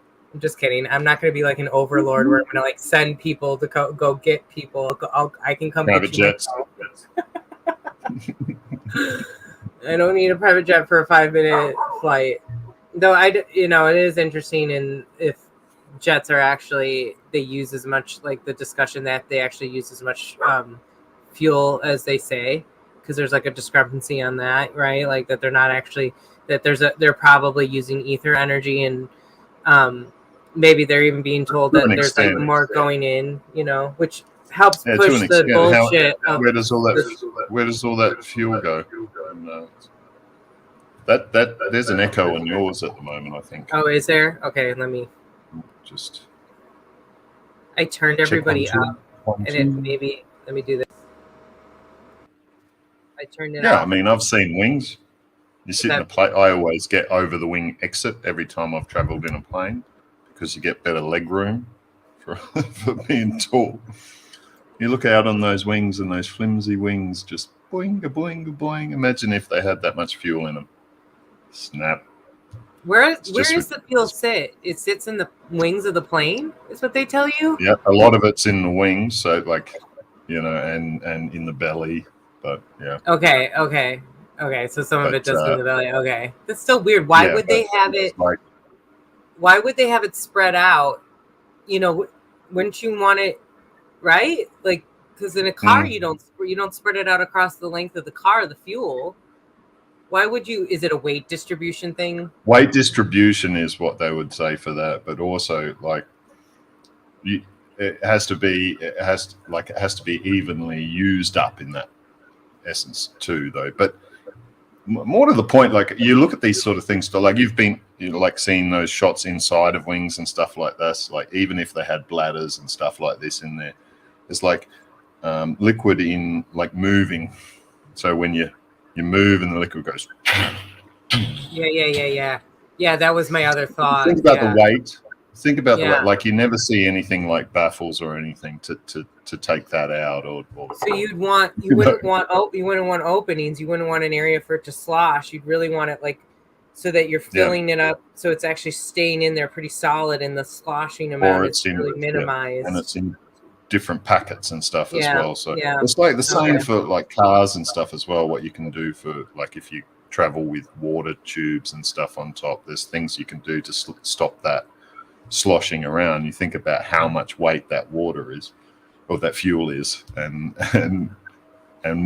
how you don't feel any of that. You don't. It's like, where is it? So to a degree, I think most of it's actually a compression of air and utilizing that. It's efficiency basically. So when it's up in flight, that's when it becomes way more efficient, more than what is told to us, for sure, I think. Yeah. Everyone's joking about the airship. I was like, I read, did I miss an airship ride? Not yet. And don't worry, Andy, I will be contacting you and picking you up. It would be beautiful. It takes a while for the airship to get there. It's a slow. Ooh, who smells like cream, Reverend? Like ice cream, like cream. Sounds kind of dirty. Thought that was my dog. I love it. Thought that was Buddy. He looks like cream. He looks like my coffee. Actually, he's a latte. Oh yeah, he kind of does. Oh, that's funny. What happened to my animals? Okay. Anyway, this is like the first time we've ever had a lull in the conversation because we've talked about so much. What should we subject matter on now? What do you guys want to talk about? I mean, because why don't we take question and answers at this point, engage in the chat for the last bit of this. By the way, I think Richie may not have been feeling very well and had to just I've actually got him in a really good habit now. I shouldn't say not me. He put himself in this habit of shutting down all his signal stuff when he starts to feel things come on. He'll disconnect right away. And he's hardwired in on his computer now, so that's good. But he'll put his phone in airplane mode and shut it all off, and then just go into a meditative state, because he needs to. So I think that's what happened to our dear Richie. He'll come back in if he's feeling up to it. He might even be listening. But Roxanne was trying to situate herself to come back in as well, and they may not before we're done today. So anyway, let's just engage and power nap for Richie. 20-minute power nap, Richie. Yeah. Best in the world. He'll end up sometimes passing out though for 4 hours when he does that. But I'm like, that's because your body's telling you need it. And I think actually what's happening is his body's actually restoring itself right now, especially from all the accidents he's had. And it's a lot of time and a lot of healing to be done. Yeah. especially stuff like that, which we think cannot be healed and stuff as well, just takes longer. Yeah. The body can replace itself. And this is, what did I just say about the 35-day cycle? You know, if your body is regenerating itself every 35 days from what you have internally in it, this is where it's like you can, if you think about that, then you can reverse anything. Yeah. It's not like you're going to regenerate an arm if you 7 years. 5 days. In 7 years, you can in 7 years you can regenerate an arm. I think that's that's the full body, bones, everything. Oh, yes, because they say your hair changes every 7 years, your taste buds change every 7 years, so that would make sense. I think that's the limit of it. Yeah. So there you go. Exactly. I was just going to pull up this little graphic because you know me, I always like to have visuals for you guys. Like fasting, one of my favorite topics. I'm an intermittent faster. I think that's just how we naturally are. Like you will see, there's a shitload of studies about what do they call it? Calorie restriction, right? So this is how you'll find them if you're searching calorie restriction. But you know, in all the studies where they've reduced the intake of food by like 50% or whatever, you gain 25% of your life, or 25% more, or you live longer and stuff like this, right? And what's happening is, you know, you're giving your body time to actually digest all the stuff, and depending on what you eat as well, like if you know, if it's like a complete vegan sort of diet, I would suggest more fasting because you're doing more processing of food and stuff, so allowing that. So the way I do the intermittent fasting is like just a window of time, and select that window of time that is good for you to eat. And basically that's when you're eating, well, that's when you're eating sugar and stuff as well. Like you can have fat and stuff beforehand, just staying in that fat burning mode, ketosis, right? It's interesting actually with people who have been, and have adverse effects from that. They've been using intermittent fasting on these people as well with good results. And it's a matter of processing toxins. If you don't have time, if you are digesting too, because we don't digest when we're in fight and flight. We just don't. You're not producing the digestive juices. You're in sympathetic mode, and you're not digesting at all. So when do you actually digest? You know, when you're relaxed, when you're calm, when you're in that relaxed state, that's when you're actually digesting. So how much of that time do you get? You know, and when you put yourself into like an intermittent fast like that, you're getting that every day. So you're able to process on a daily basis, everything. So then after a while that it becomes like, for me, I've been intermittent fasting for 15 years or so now, or even more. And it's just, that's when everything started clicking for me, where body things and issues just disappeared, because it's most of everything we're talking about is carcinogens and toxins that are entering your system that you're processing, you know, releasing from fat and all these things as well. That's when it happens. Yes. And that's what I was saying too. I've been intermittent fasting now for at least 6 years, maybe a little less, maybe 5 years. But I mean, huge benefits from the first year of me doing it. And really it was like, in 1 year, I did 2-3 day fasts. And it definitely was a challenge the first time. I started doing like 16-hour ones first. But then it was definitely a challenge the first time I did it, the first day. And I think I did go to bone broth. I'm pretty sure I went to bone broth. And I did end up adding like water intake as well. Yeah.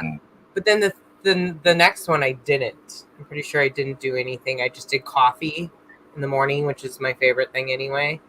The butter sort of coffee. Adding coffee. Fats to it. Just coffee. So that's like adding the fats to it will give you the energy. So like if you need to work hard, which is what I do. So if I'm working hard, like in the last couple of weeks where I was doing this festival, I just add more butter. I just pretty much double the butter that I put in the coffee in the morning and the MCT.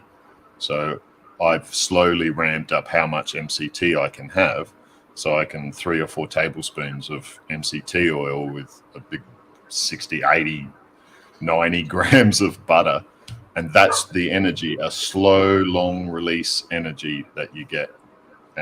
But it's allowing you to stay satiated as well. So you won't get any hunger at all, doing that. Yeah. I was being weird because Reverend says it looks like I'm whispering in your ear. Is that right? Oh, no, or is it other this side. way? Oh, yeah. Yeah, because I see the opposite. So.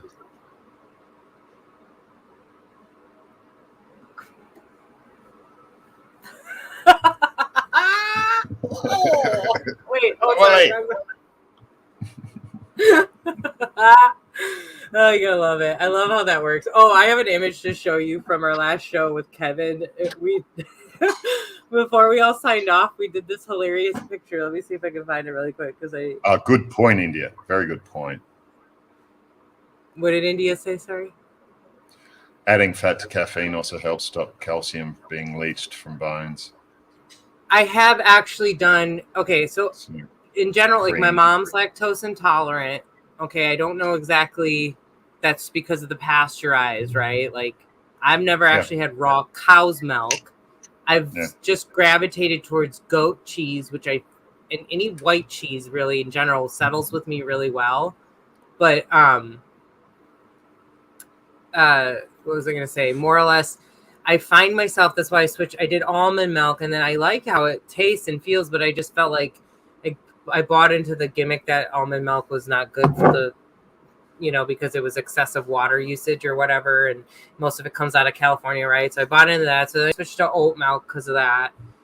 And I feel like it sits with me well. I mean, I just drink it with my coffee, and I've done that with intermittent fasting. I use this because to me the ingredients are really pure too, and I know I'm getting some fat from this. Oh, I guess not maybe that much.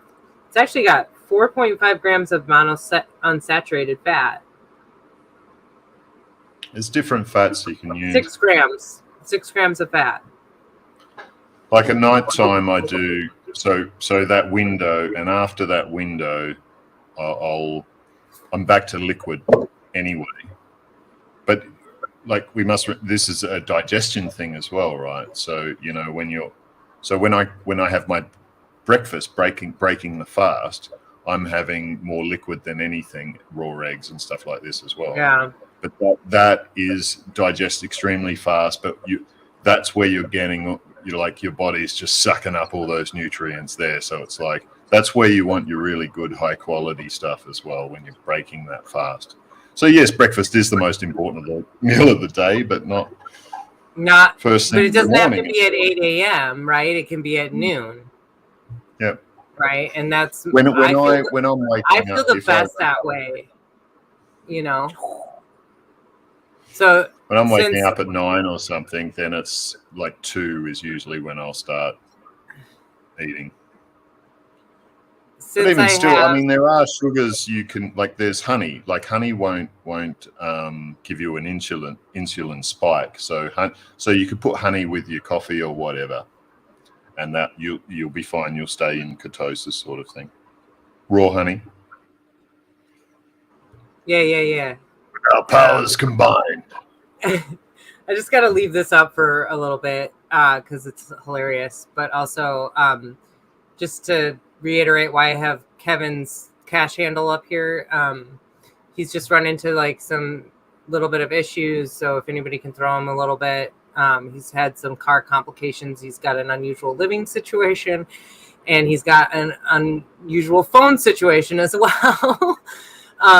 So it's one of those things that compiled. So he's just put the intent out there, which is the number one thing, which is why we're even saying, like, if there's anybody that can throw a little bit, any little bit helps, right? So not trying to, but we'll leave the photo up for just a minute. I was trying to take the screenshot, which is why I don't look as cool, like, as these guys. Like, most of them are making pressing the actual Yeah, I'm like buttons, covering my face, but you know what? I'm cool that way because I don't need to be front and center. So there you go. Oh, hey, Neer. Welcome in. Welcome in. Good to Haven't see been you. able to walk. Ash, hey Ash. Hey. Oh, yeah, Neer. Yeah. Sorry, I was like, who's Ash? Oh, yeah. All right. Discs. So that's a physical crash or something. I don't know. What is that from, Neer? What is Ash from? Something. I know No, I there's was talking some to Gumby there. Yeah. important. Is that your last name? No, I'm just kidding. I don't think it is. I don't remember. Oh, what happened, Gumpy Bear? Uh-oh. Stictoid.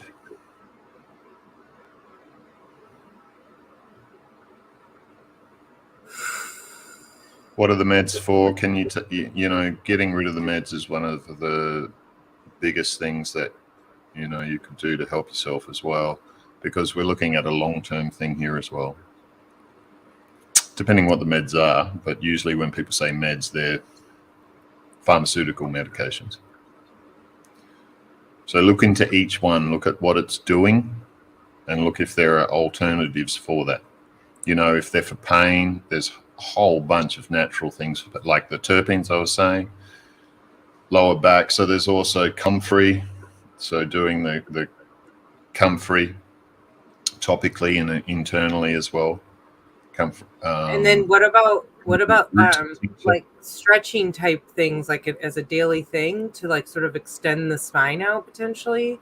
Is that an option? It said no disc left. Does that mean that they were removed, or they're just deteriorating? Dissolved. Degenerative discs.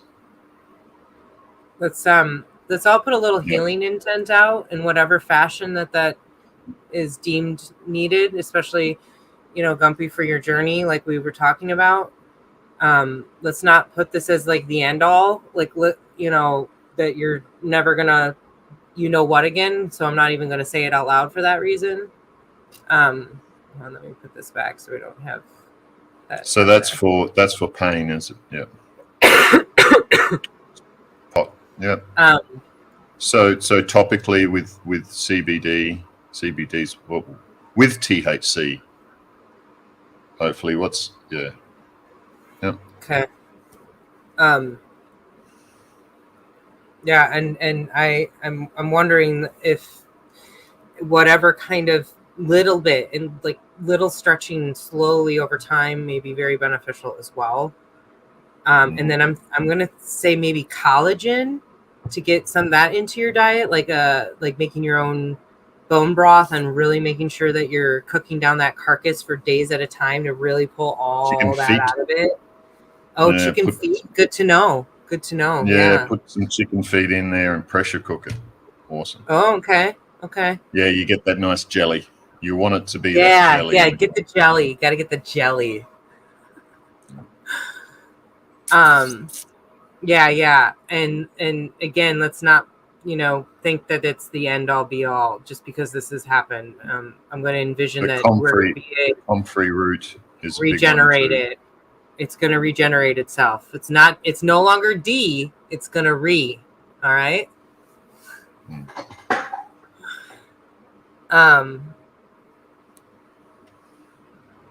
Yeah, Gumpy, remind me, didn't you tell me that you were a naturopath, you were a practitioner?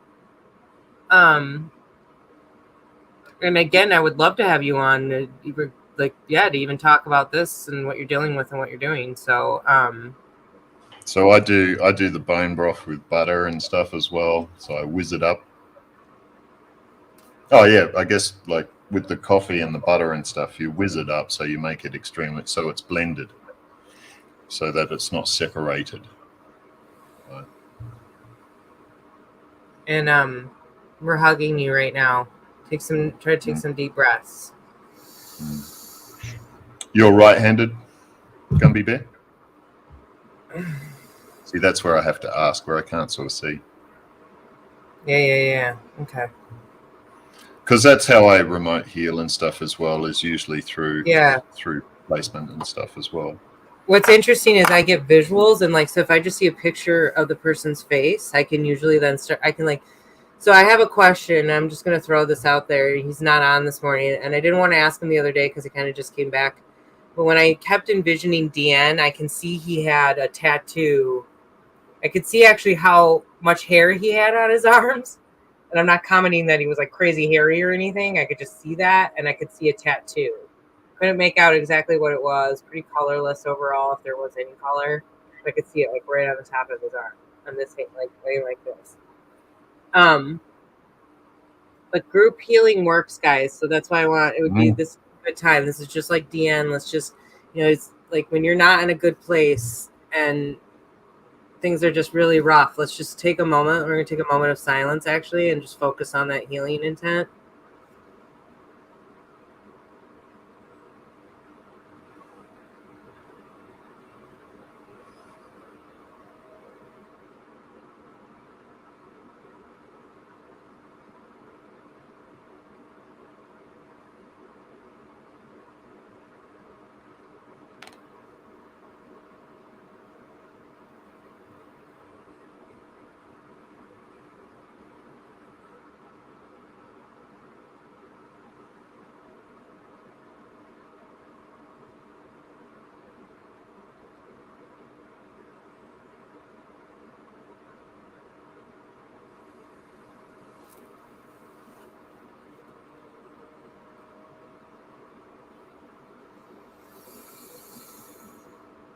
Everybody take some deep breaths in.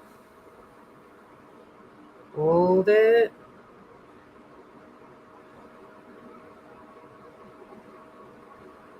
And release. Vision like black smoke coming out of everywhere, of the whole world, and sort of recycling itself back in a toroidal type field. Re-energizing.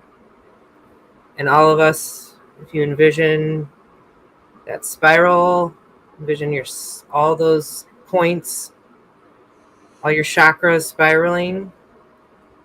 And like Kevin's seen, he's seen in a vision this immense light coming up. And so what I like to see is I'm building my own dome. I'm building my own force field, but I'm also emitting this light and all this healing energy off of that. So I'm focusing on myself because that's important, right? And building up that strength, but I'm also believing that I have that ability to project this. And so I can see like a white light, a beautiful, like, you get little bits of blue and you get little bits of violet in there, very healing, little sparkly things like coming down like you would envision if you were almost being beamed up or something. But it's not that. It's coming down and slowly falling and just taking in, absorbing in through the skin. Just envision that. And I envision things sort of building up, like it generating the disc sort of rebuilding itself on its own. And what you want to envision is a healthy spine. And then also just that ability just to stretch out, just be able to stretch out and feel all of that.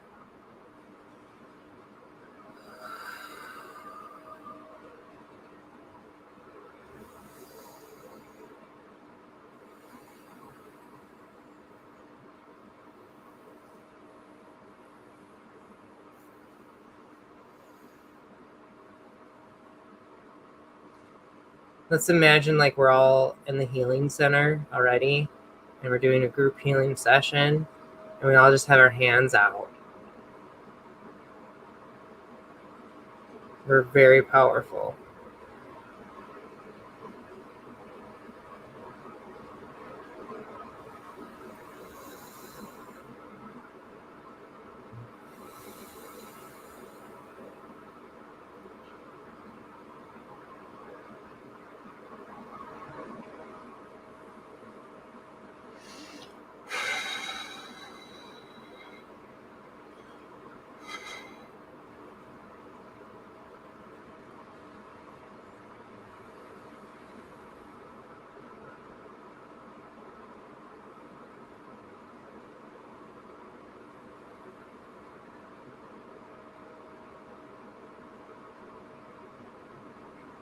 Anybody get a little ringing in their ears?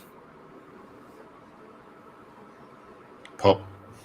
I just did. That's why when I saw the pop too, I was like, woo. Mm.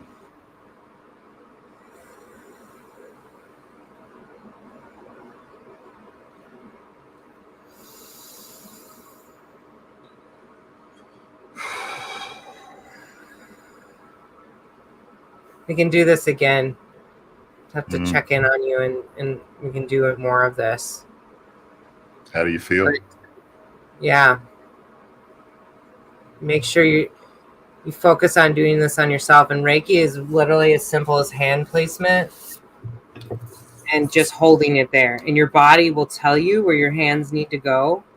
So if both your hands need to go to the same spot, now with your back, it's obviously more challenging. So you have to find where it's comfortable, and you can sometimes only hold that for so long, but you do whatever you can do. That's the thing. It's like any little bit helps. And it's that intent. It's like right now I'm feeling this. I'm putting my energy, my focus onto this.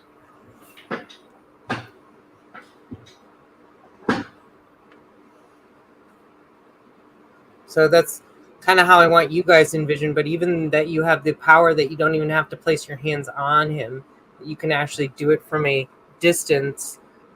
And that, you know, again, I see it like, yeah, it comes from your hands, but it also comes from your whole body. They say, you know, certain positions that you go into create an electrical current, which is the whole concept of the pyramid shape, because actually you can create that within yourself. And then again, you can project from there as well.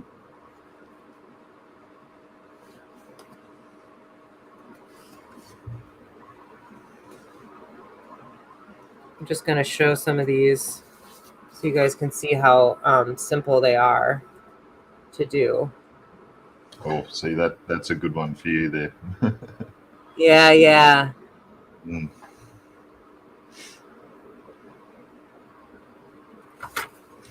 Yeah, I do that a lot.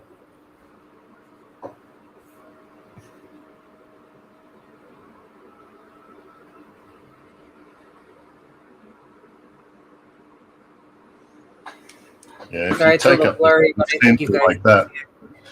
Say that again, what? So with your hands central and you go up.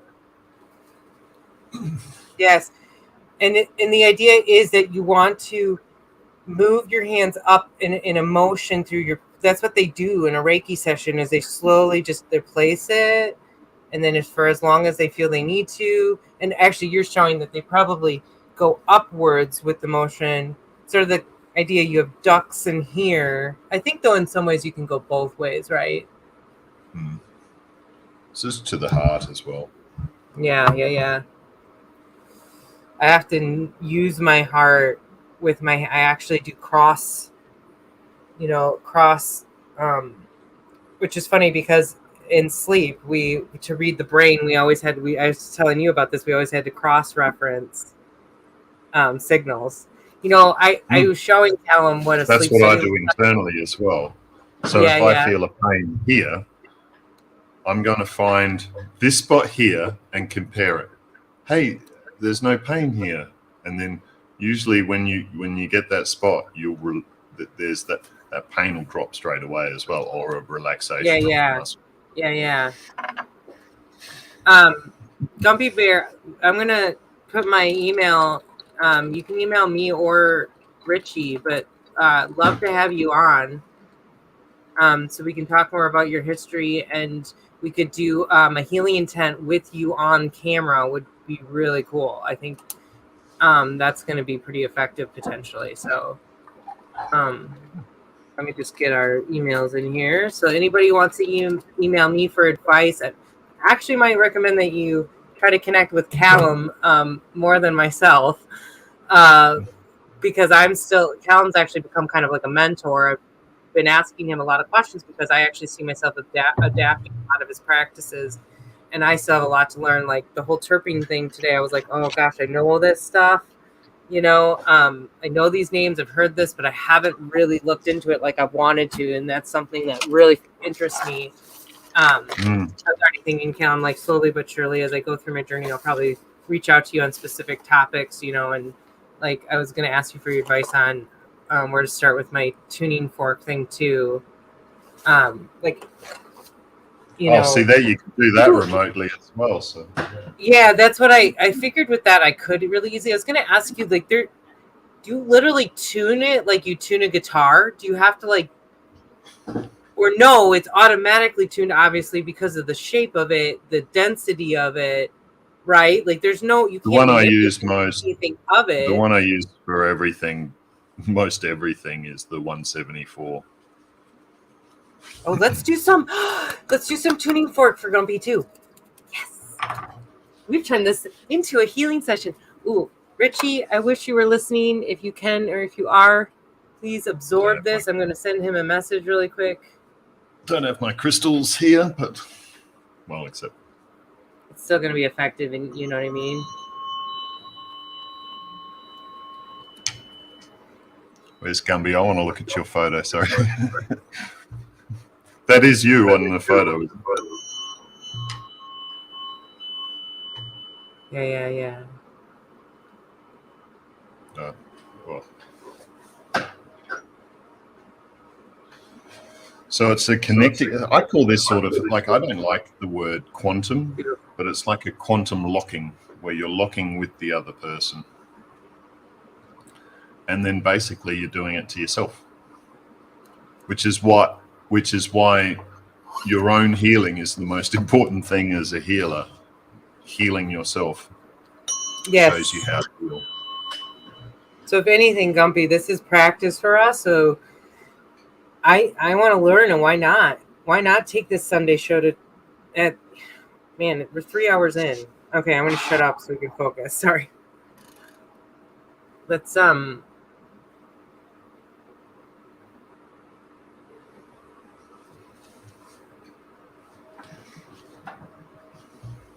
going to...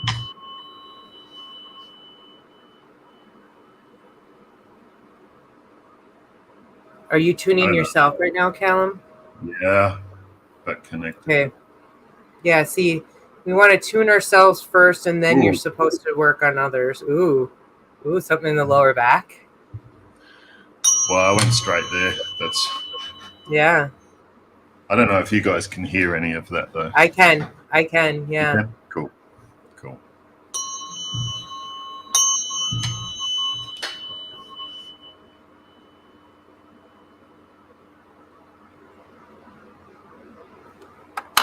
Just find the spot. That's so cool. It does take a little bit. It's not always instant, I've noticed. And don't downplay yourself, because that might be part of the problem, to be totally honest. You're important. We're all really important. We're all here for a reason. I know it. And there's so many different mindsets, age groups, so generations in that sense, backgrounds, countries. It's like to me, that immediately cued into me, there's something amazing going on here.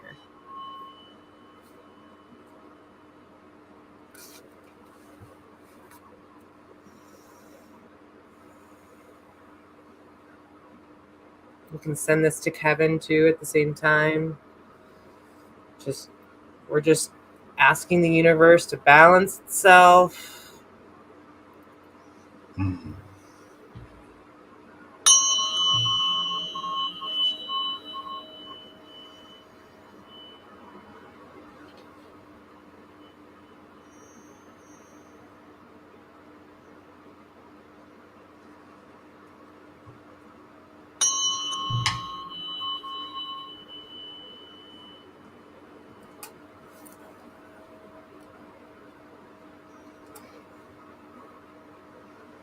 I find too, like if you're hitting the right spot,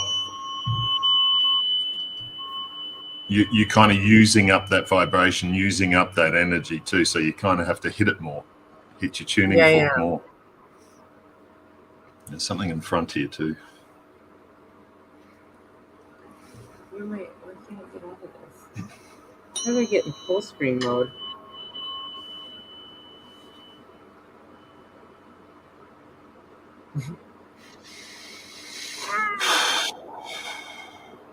I feel really good, actually.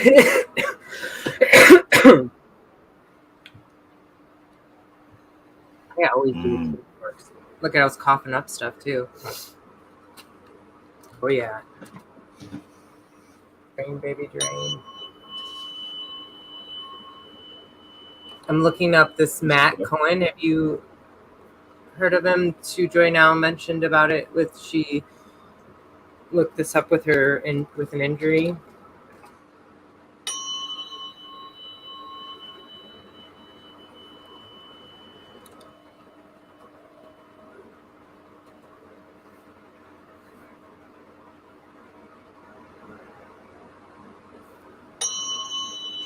This guy.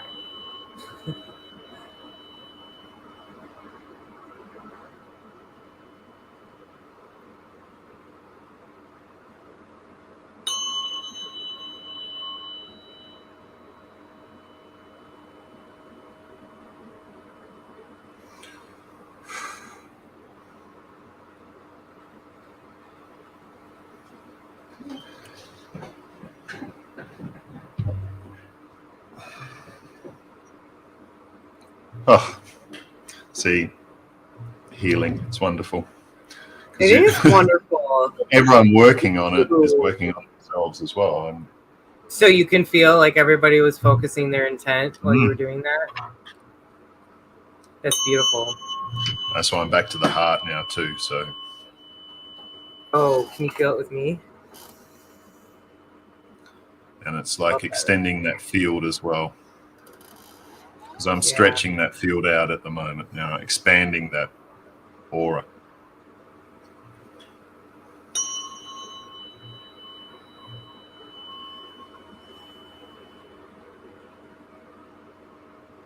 Stretch it out. I still see blue around you for your aura. Mm-hmm. Maybe a little bit of green in there today. Maybe some more teal. Bit more heart.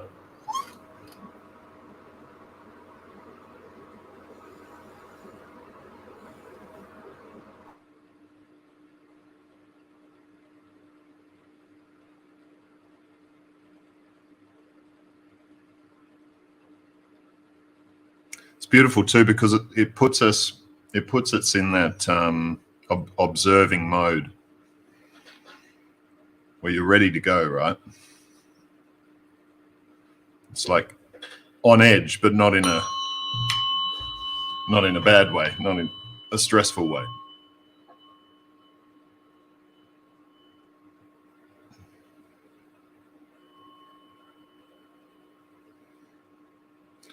I don't know who I'm working on there.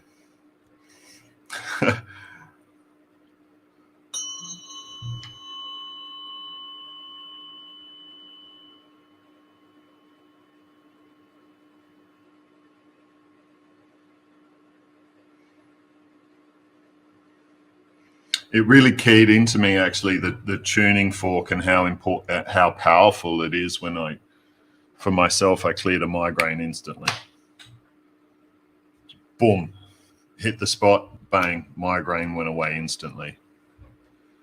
You know, so those proofs for yourself and stuff as well, you prove by doing.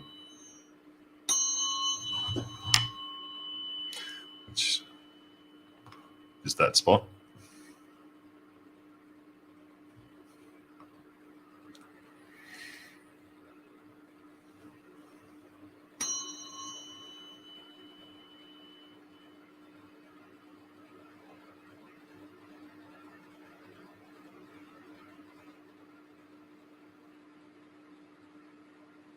Ooh.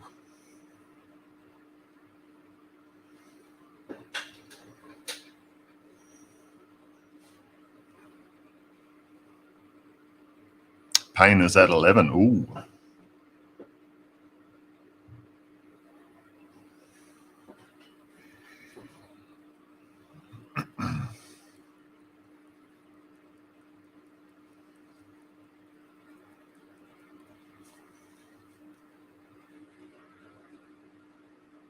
So you can do a TFT on that as well, on your pain, finding that gamut spot, bringing that pain to mind, thinking, putting your mind field into that pain, tuning to that pain, right?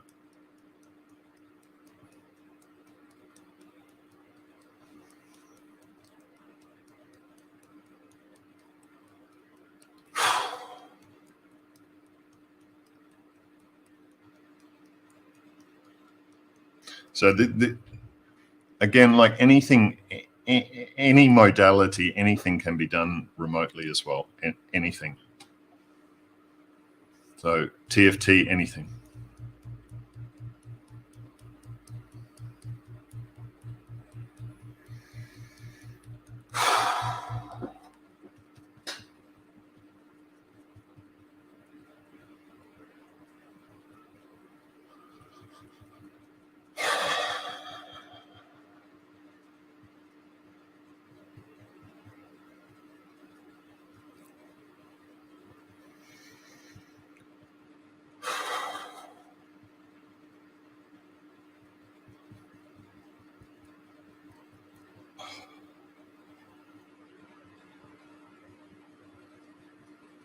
Go through the full gamut if we want.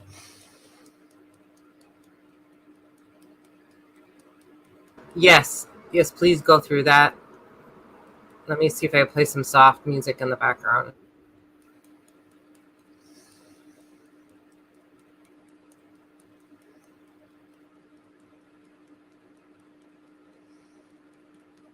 One, two, three, four, five. La la la la la.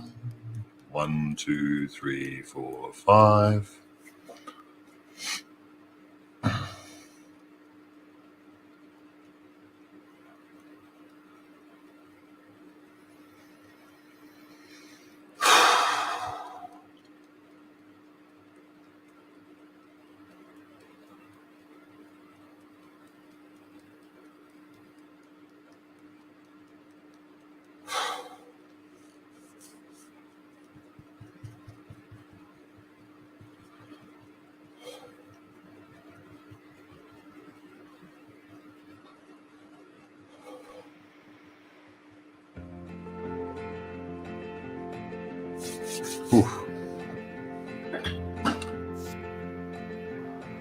Keep doing more for us.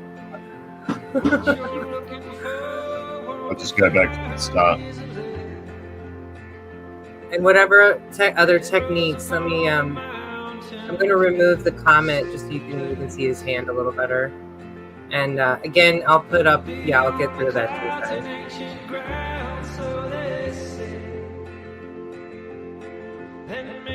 This is for pain, by the way.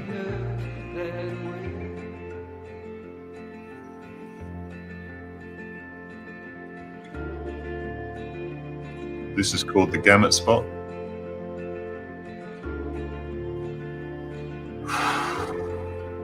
I should start at the beginning because I don't know if anyone saw beforehand the karate chop point here. Yeah, talk us through it a little bit too. Polarity. Should pretty much do this one before starting any PFT or EFT. I go through a lot of that though in terms of the polarity. So the next one is this sore spot here on the left side. I'm probably switched. So you feel around for that sore spot, and if you're out of polarity, you will feel it. Same as here, there will be pain if you're out of polarity. And then the point under the nose.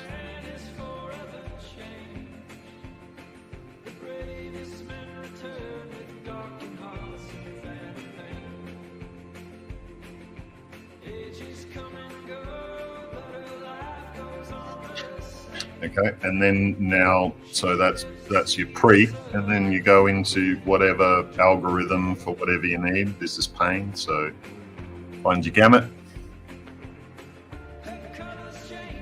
Bring that, you have to tune, it's thought field therapy. You have to bring that thought to mind. So it's looking into your pain. which is intent here. I'm focusing on someone else, but if you're doing this on yourself, move to the pain. Next pain, next pain. Cool.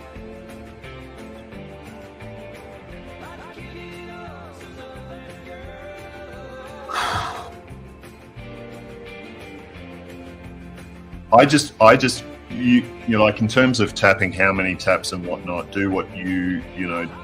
I say do it until you feel it, right? Do it until you know.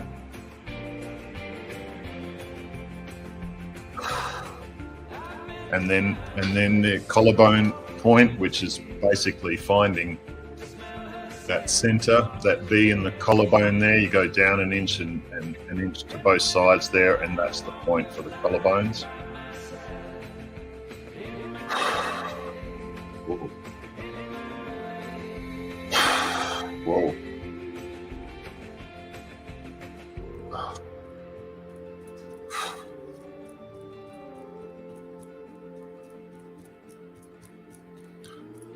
So that would be the algorithm for pain, which is the gamut and the collarbone point.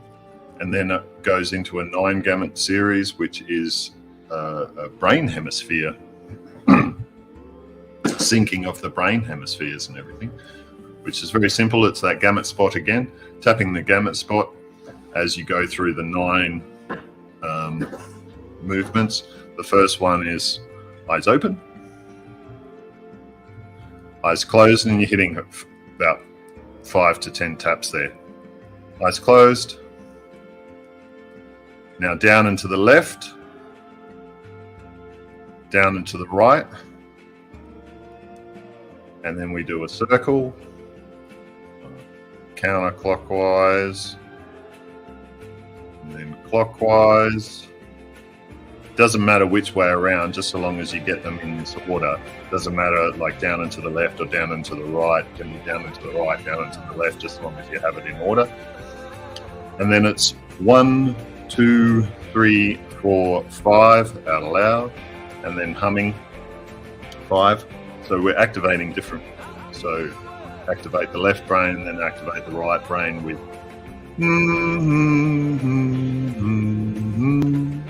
and finish it off with a 1, 2, 3, 4, 5. And then back to that algorithm again. So for pain, which we could actually go through the traumas and stuff as well, post-traumatic, if you want. Actually, we should at least do the post-traumatic, if you don't mind, because of anxiety and stuff. There seems to be a lot of people here who have been through some bullshit. Just so you know, don't be afraid to just laugh a little bit and say it's all bullshit. I love you all.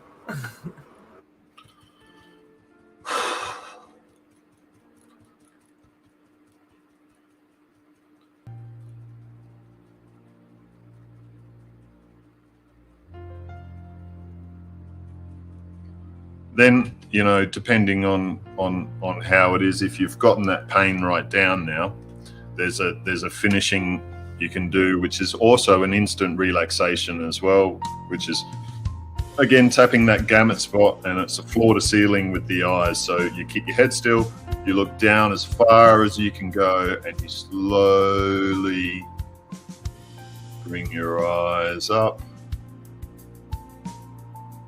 to the ceiling. So that's one you can do on your own too. You usually finish off a session with that, but that's an instant relaxation as well. It's a good one to start as well. So now you know the whole sort of system, but you're changing. So for the pain, it was the gamut spot and the collarbone. So if we go into traumas, anxiety, which is a great one for everyone to know because everyone has anxiety at some level, which is EAC, which is how I remember it, eek, which is eye. So under the eyes here. You can just do one as well, it doesn't matter, or you can do both. So it's this point on the bone directly under your eyes. There's always a release for me. And then A, EAC, A under the arm.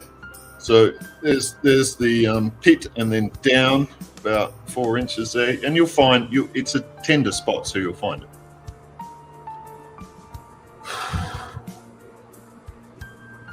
Not too bad. It's always a good one for me too. Or like these are the ones I've done the most as well, as anxiety and stress and stuff. And C is back to that collarbone point where we did before. My lower. And that, yep, down and an inch.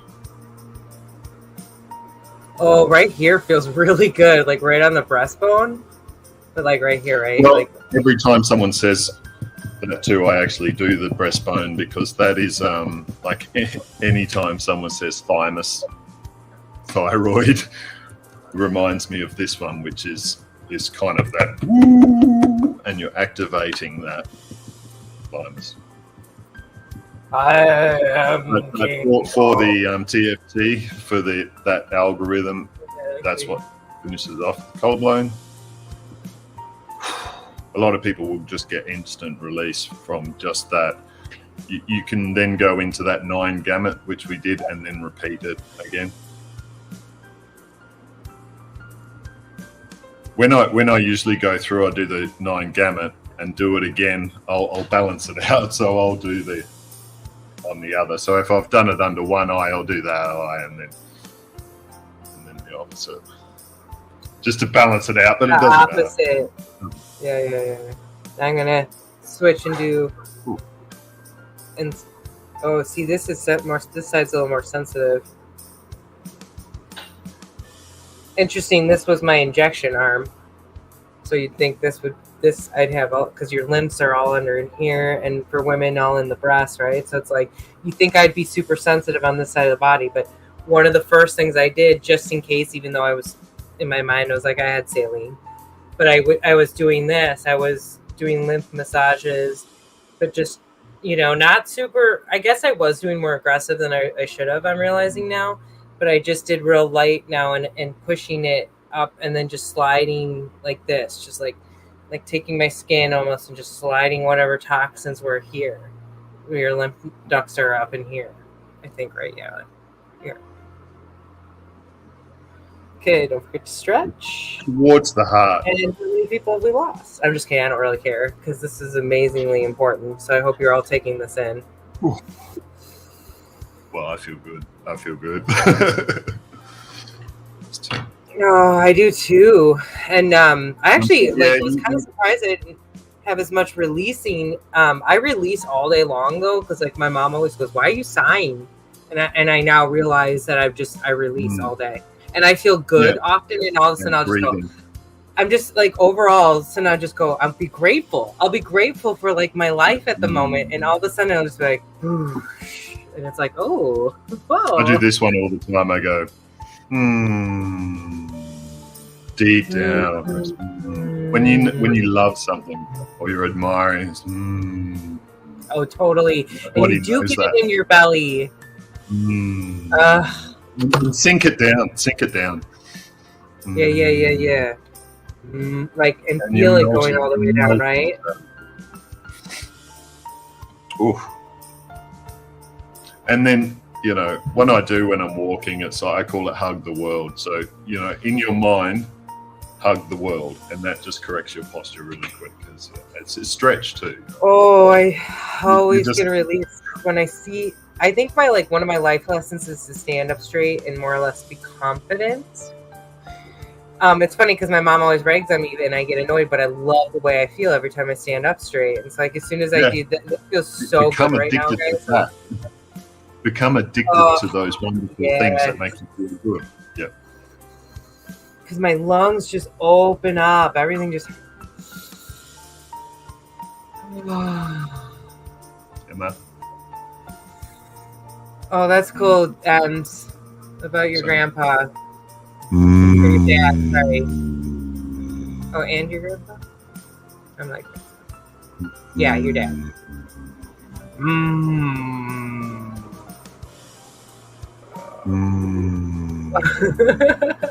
And that's that first one of the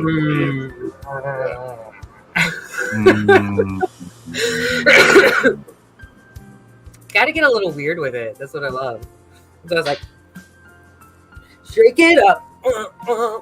Well, that was the dance break. Music in the background isn't really the right music, that was the dance break before as well. Yeah. This is the music I'm playing in the background, and I was just doing this. So it's just like doesn't really work. This is a Richie original, but we could put on this again. Ready?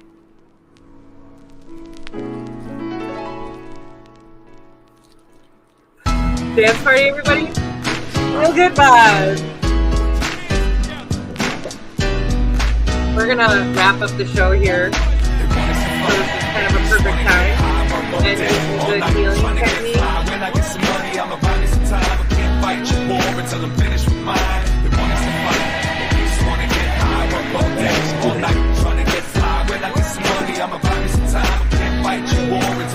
Breaking stuff over here. Redirected some of my anger towards the mothership. Trying to guess which shell live in hell sleep under when the grand scheme plan keeps all these people wondering why we still running in place frustrated. Pride is mistaken. These are going to be outtakes, right? Got a little breath left, less suffocated. Pointed the epiphanies and just call them all content for Richie. The time I spent with my life on bed, trying to find the friends inside my head. Must have disengaged every face. That word. I do not look like I'm coming of age. My unofficial auto bio will be accompanied with tips on how to so loud. But yeah, I might look like a total goonball, but I'm not an idiot. Nobody's an idiot. I want to get rid of that word if that's cool, but also it's not up to me. So for my personal preference, I would have said that, but that's cool. As I move forward, I'm always going, I was an idiot. I was a moron. And when you can admit that about yourself. Yeah. I think that's the only way maybe an idiot being calling somebody that is appropriate is when they're arrogant and ignorant. When they're not choosing to own up to their bullshit. I'm calling myself that, not anyone else. No, exactly. No. And that's what I mean. Like, if you can't call yourself that and you can't call yourself out on your own shit, you really shouldn't be calling anybody else. And really, we should just watch it because it's like, it's that whole Masadi. That's actually a really good way to close this out. Is to share some of that imagery. This is like, just to reiterate, like, our words have extreme intention. So sometimes us justifying, like, shaming each other may not actually be the right way to do it. Yeah, there's supposed to be productive criticism. There's supposed to be constructive criticism.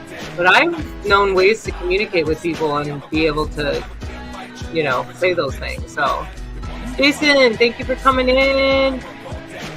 And also, thank you for being here. Really appreciate it, PJC Net. I can't effing talk. And I appreciate you coming over from my channel into this because this is where it's at, obviously.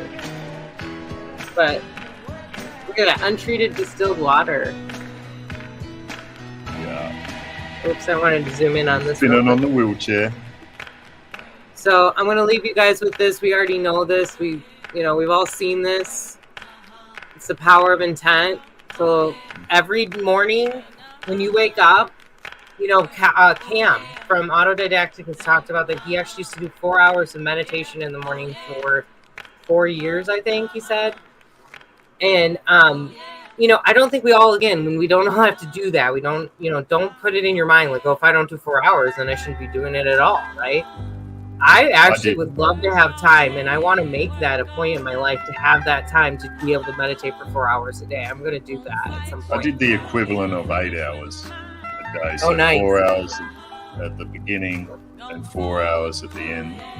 But it was only 2 hours in terms of doing the meditation, but was with binaural beats, so you end up with the equivalent of 4 hours. So that's what my target was, to get 8 hours.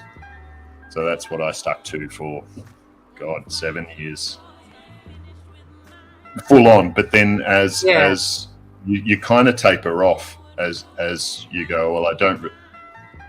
It's a transition to I am always meditating now, so it's not like you have to put a time to it or anything. you're staying in that relaxed state, aware and observing. Yeah.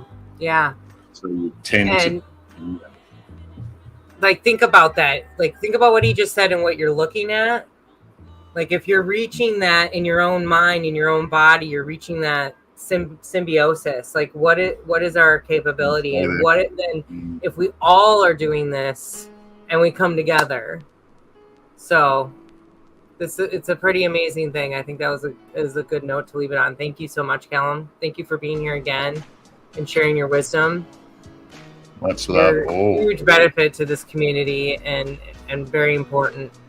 And he's also, like, he's doing some of this healing work on faith, which, I mean, it's not his only means to an end, and maybe that's not what we all should be focusing on one thing anyway. But regardless, it's the power of intent, and he's put it out there, and that's what's happening. So there you go. Thank you, guys. Thank you for being here. Reverend, appreciate you. Just want to say hi and bye to everybody. To Joy Now, appreciate you being here. And all the commentary, you guys have just great chat today too. Gumpy Bear, I periodically will think about you, and so then I'll take the time to try to put that healing intent out when I do that. You're awesome. Never stop being you. I love your who you are and what you bring to this group. So thank you. Indigo, you're amazing as well. Always appreciate you being here. Everybody's amazing. Really. And that's what I'm realizing. Like, even when you want to call somebody an idiot, you'd be amazed what you can learn from that person, right? Three Fingers, if you're still here, thank you for being here. Brianna Lynn, appreciate it. And I'm not going to go too crazy far up, guys, because I know there's been a lot of chat, so I won't bore you too much with this. But FE Nation, thank you, guys. Awesome. Appreciate it. Bill Bacon, what's up, man? Nice to see ya. That's love. Love. Okay, guys. My pleasure. We'll probably check in this week as long as Richie's doing okay, and maybe try to do another healing intent and try to connect with Gumpy. So Gumpy, please reach out. Whatever you want to do, we're here. Okay, guys?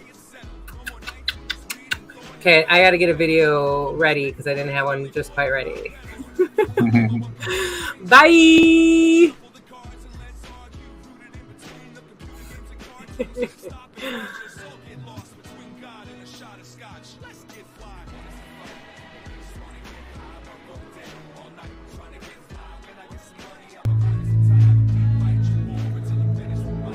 In this life in the, what do you think you've learned?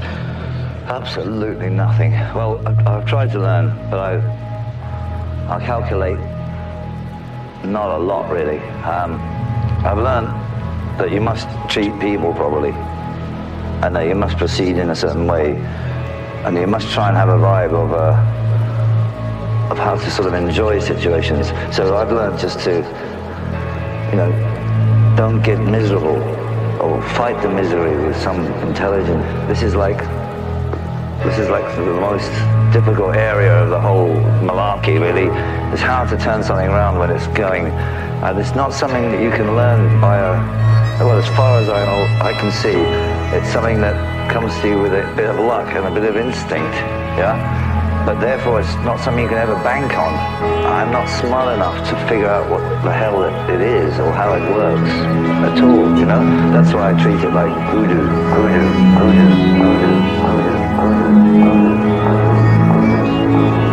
I do find I still have a talent to stir up a little bit of confusion, yeah? But I'll do what I can to create as much chaos as I possibly can. But my chaos is always well-natured, or has a positive goal at the end of it. Like when I start causing chaos in a situation, it's because the situation really needed to be changed, for example, or something is going to happen that I thought would be a good idea. And 9 times out of 10, I'm on it, I must say. Hopefully, that hasn't unjinxed. That hasn't unjinxed.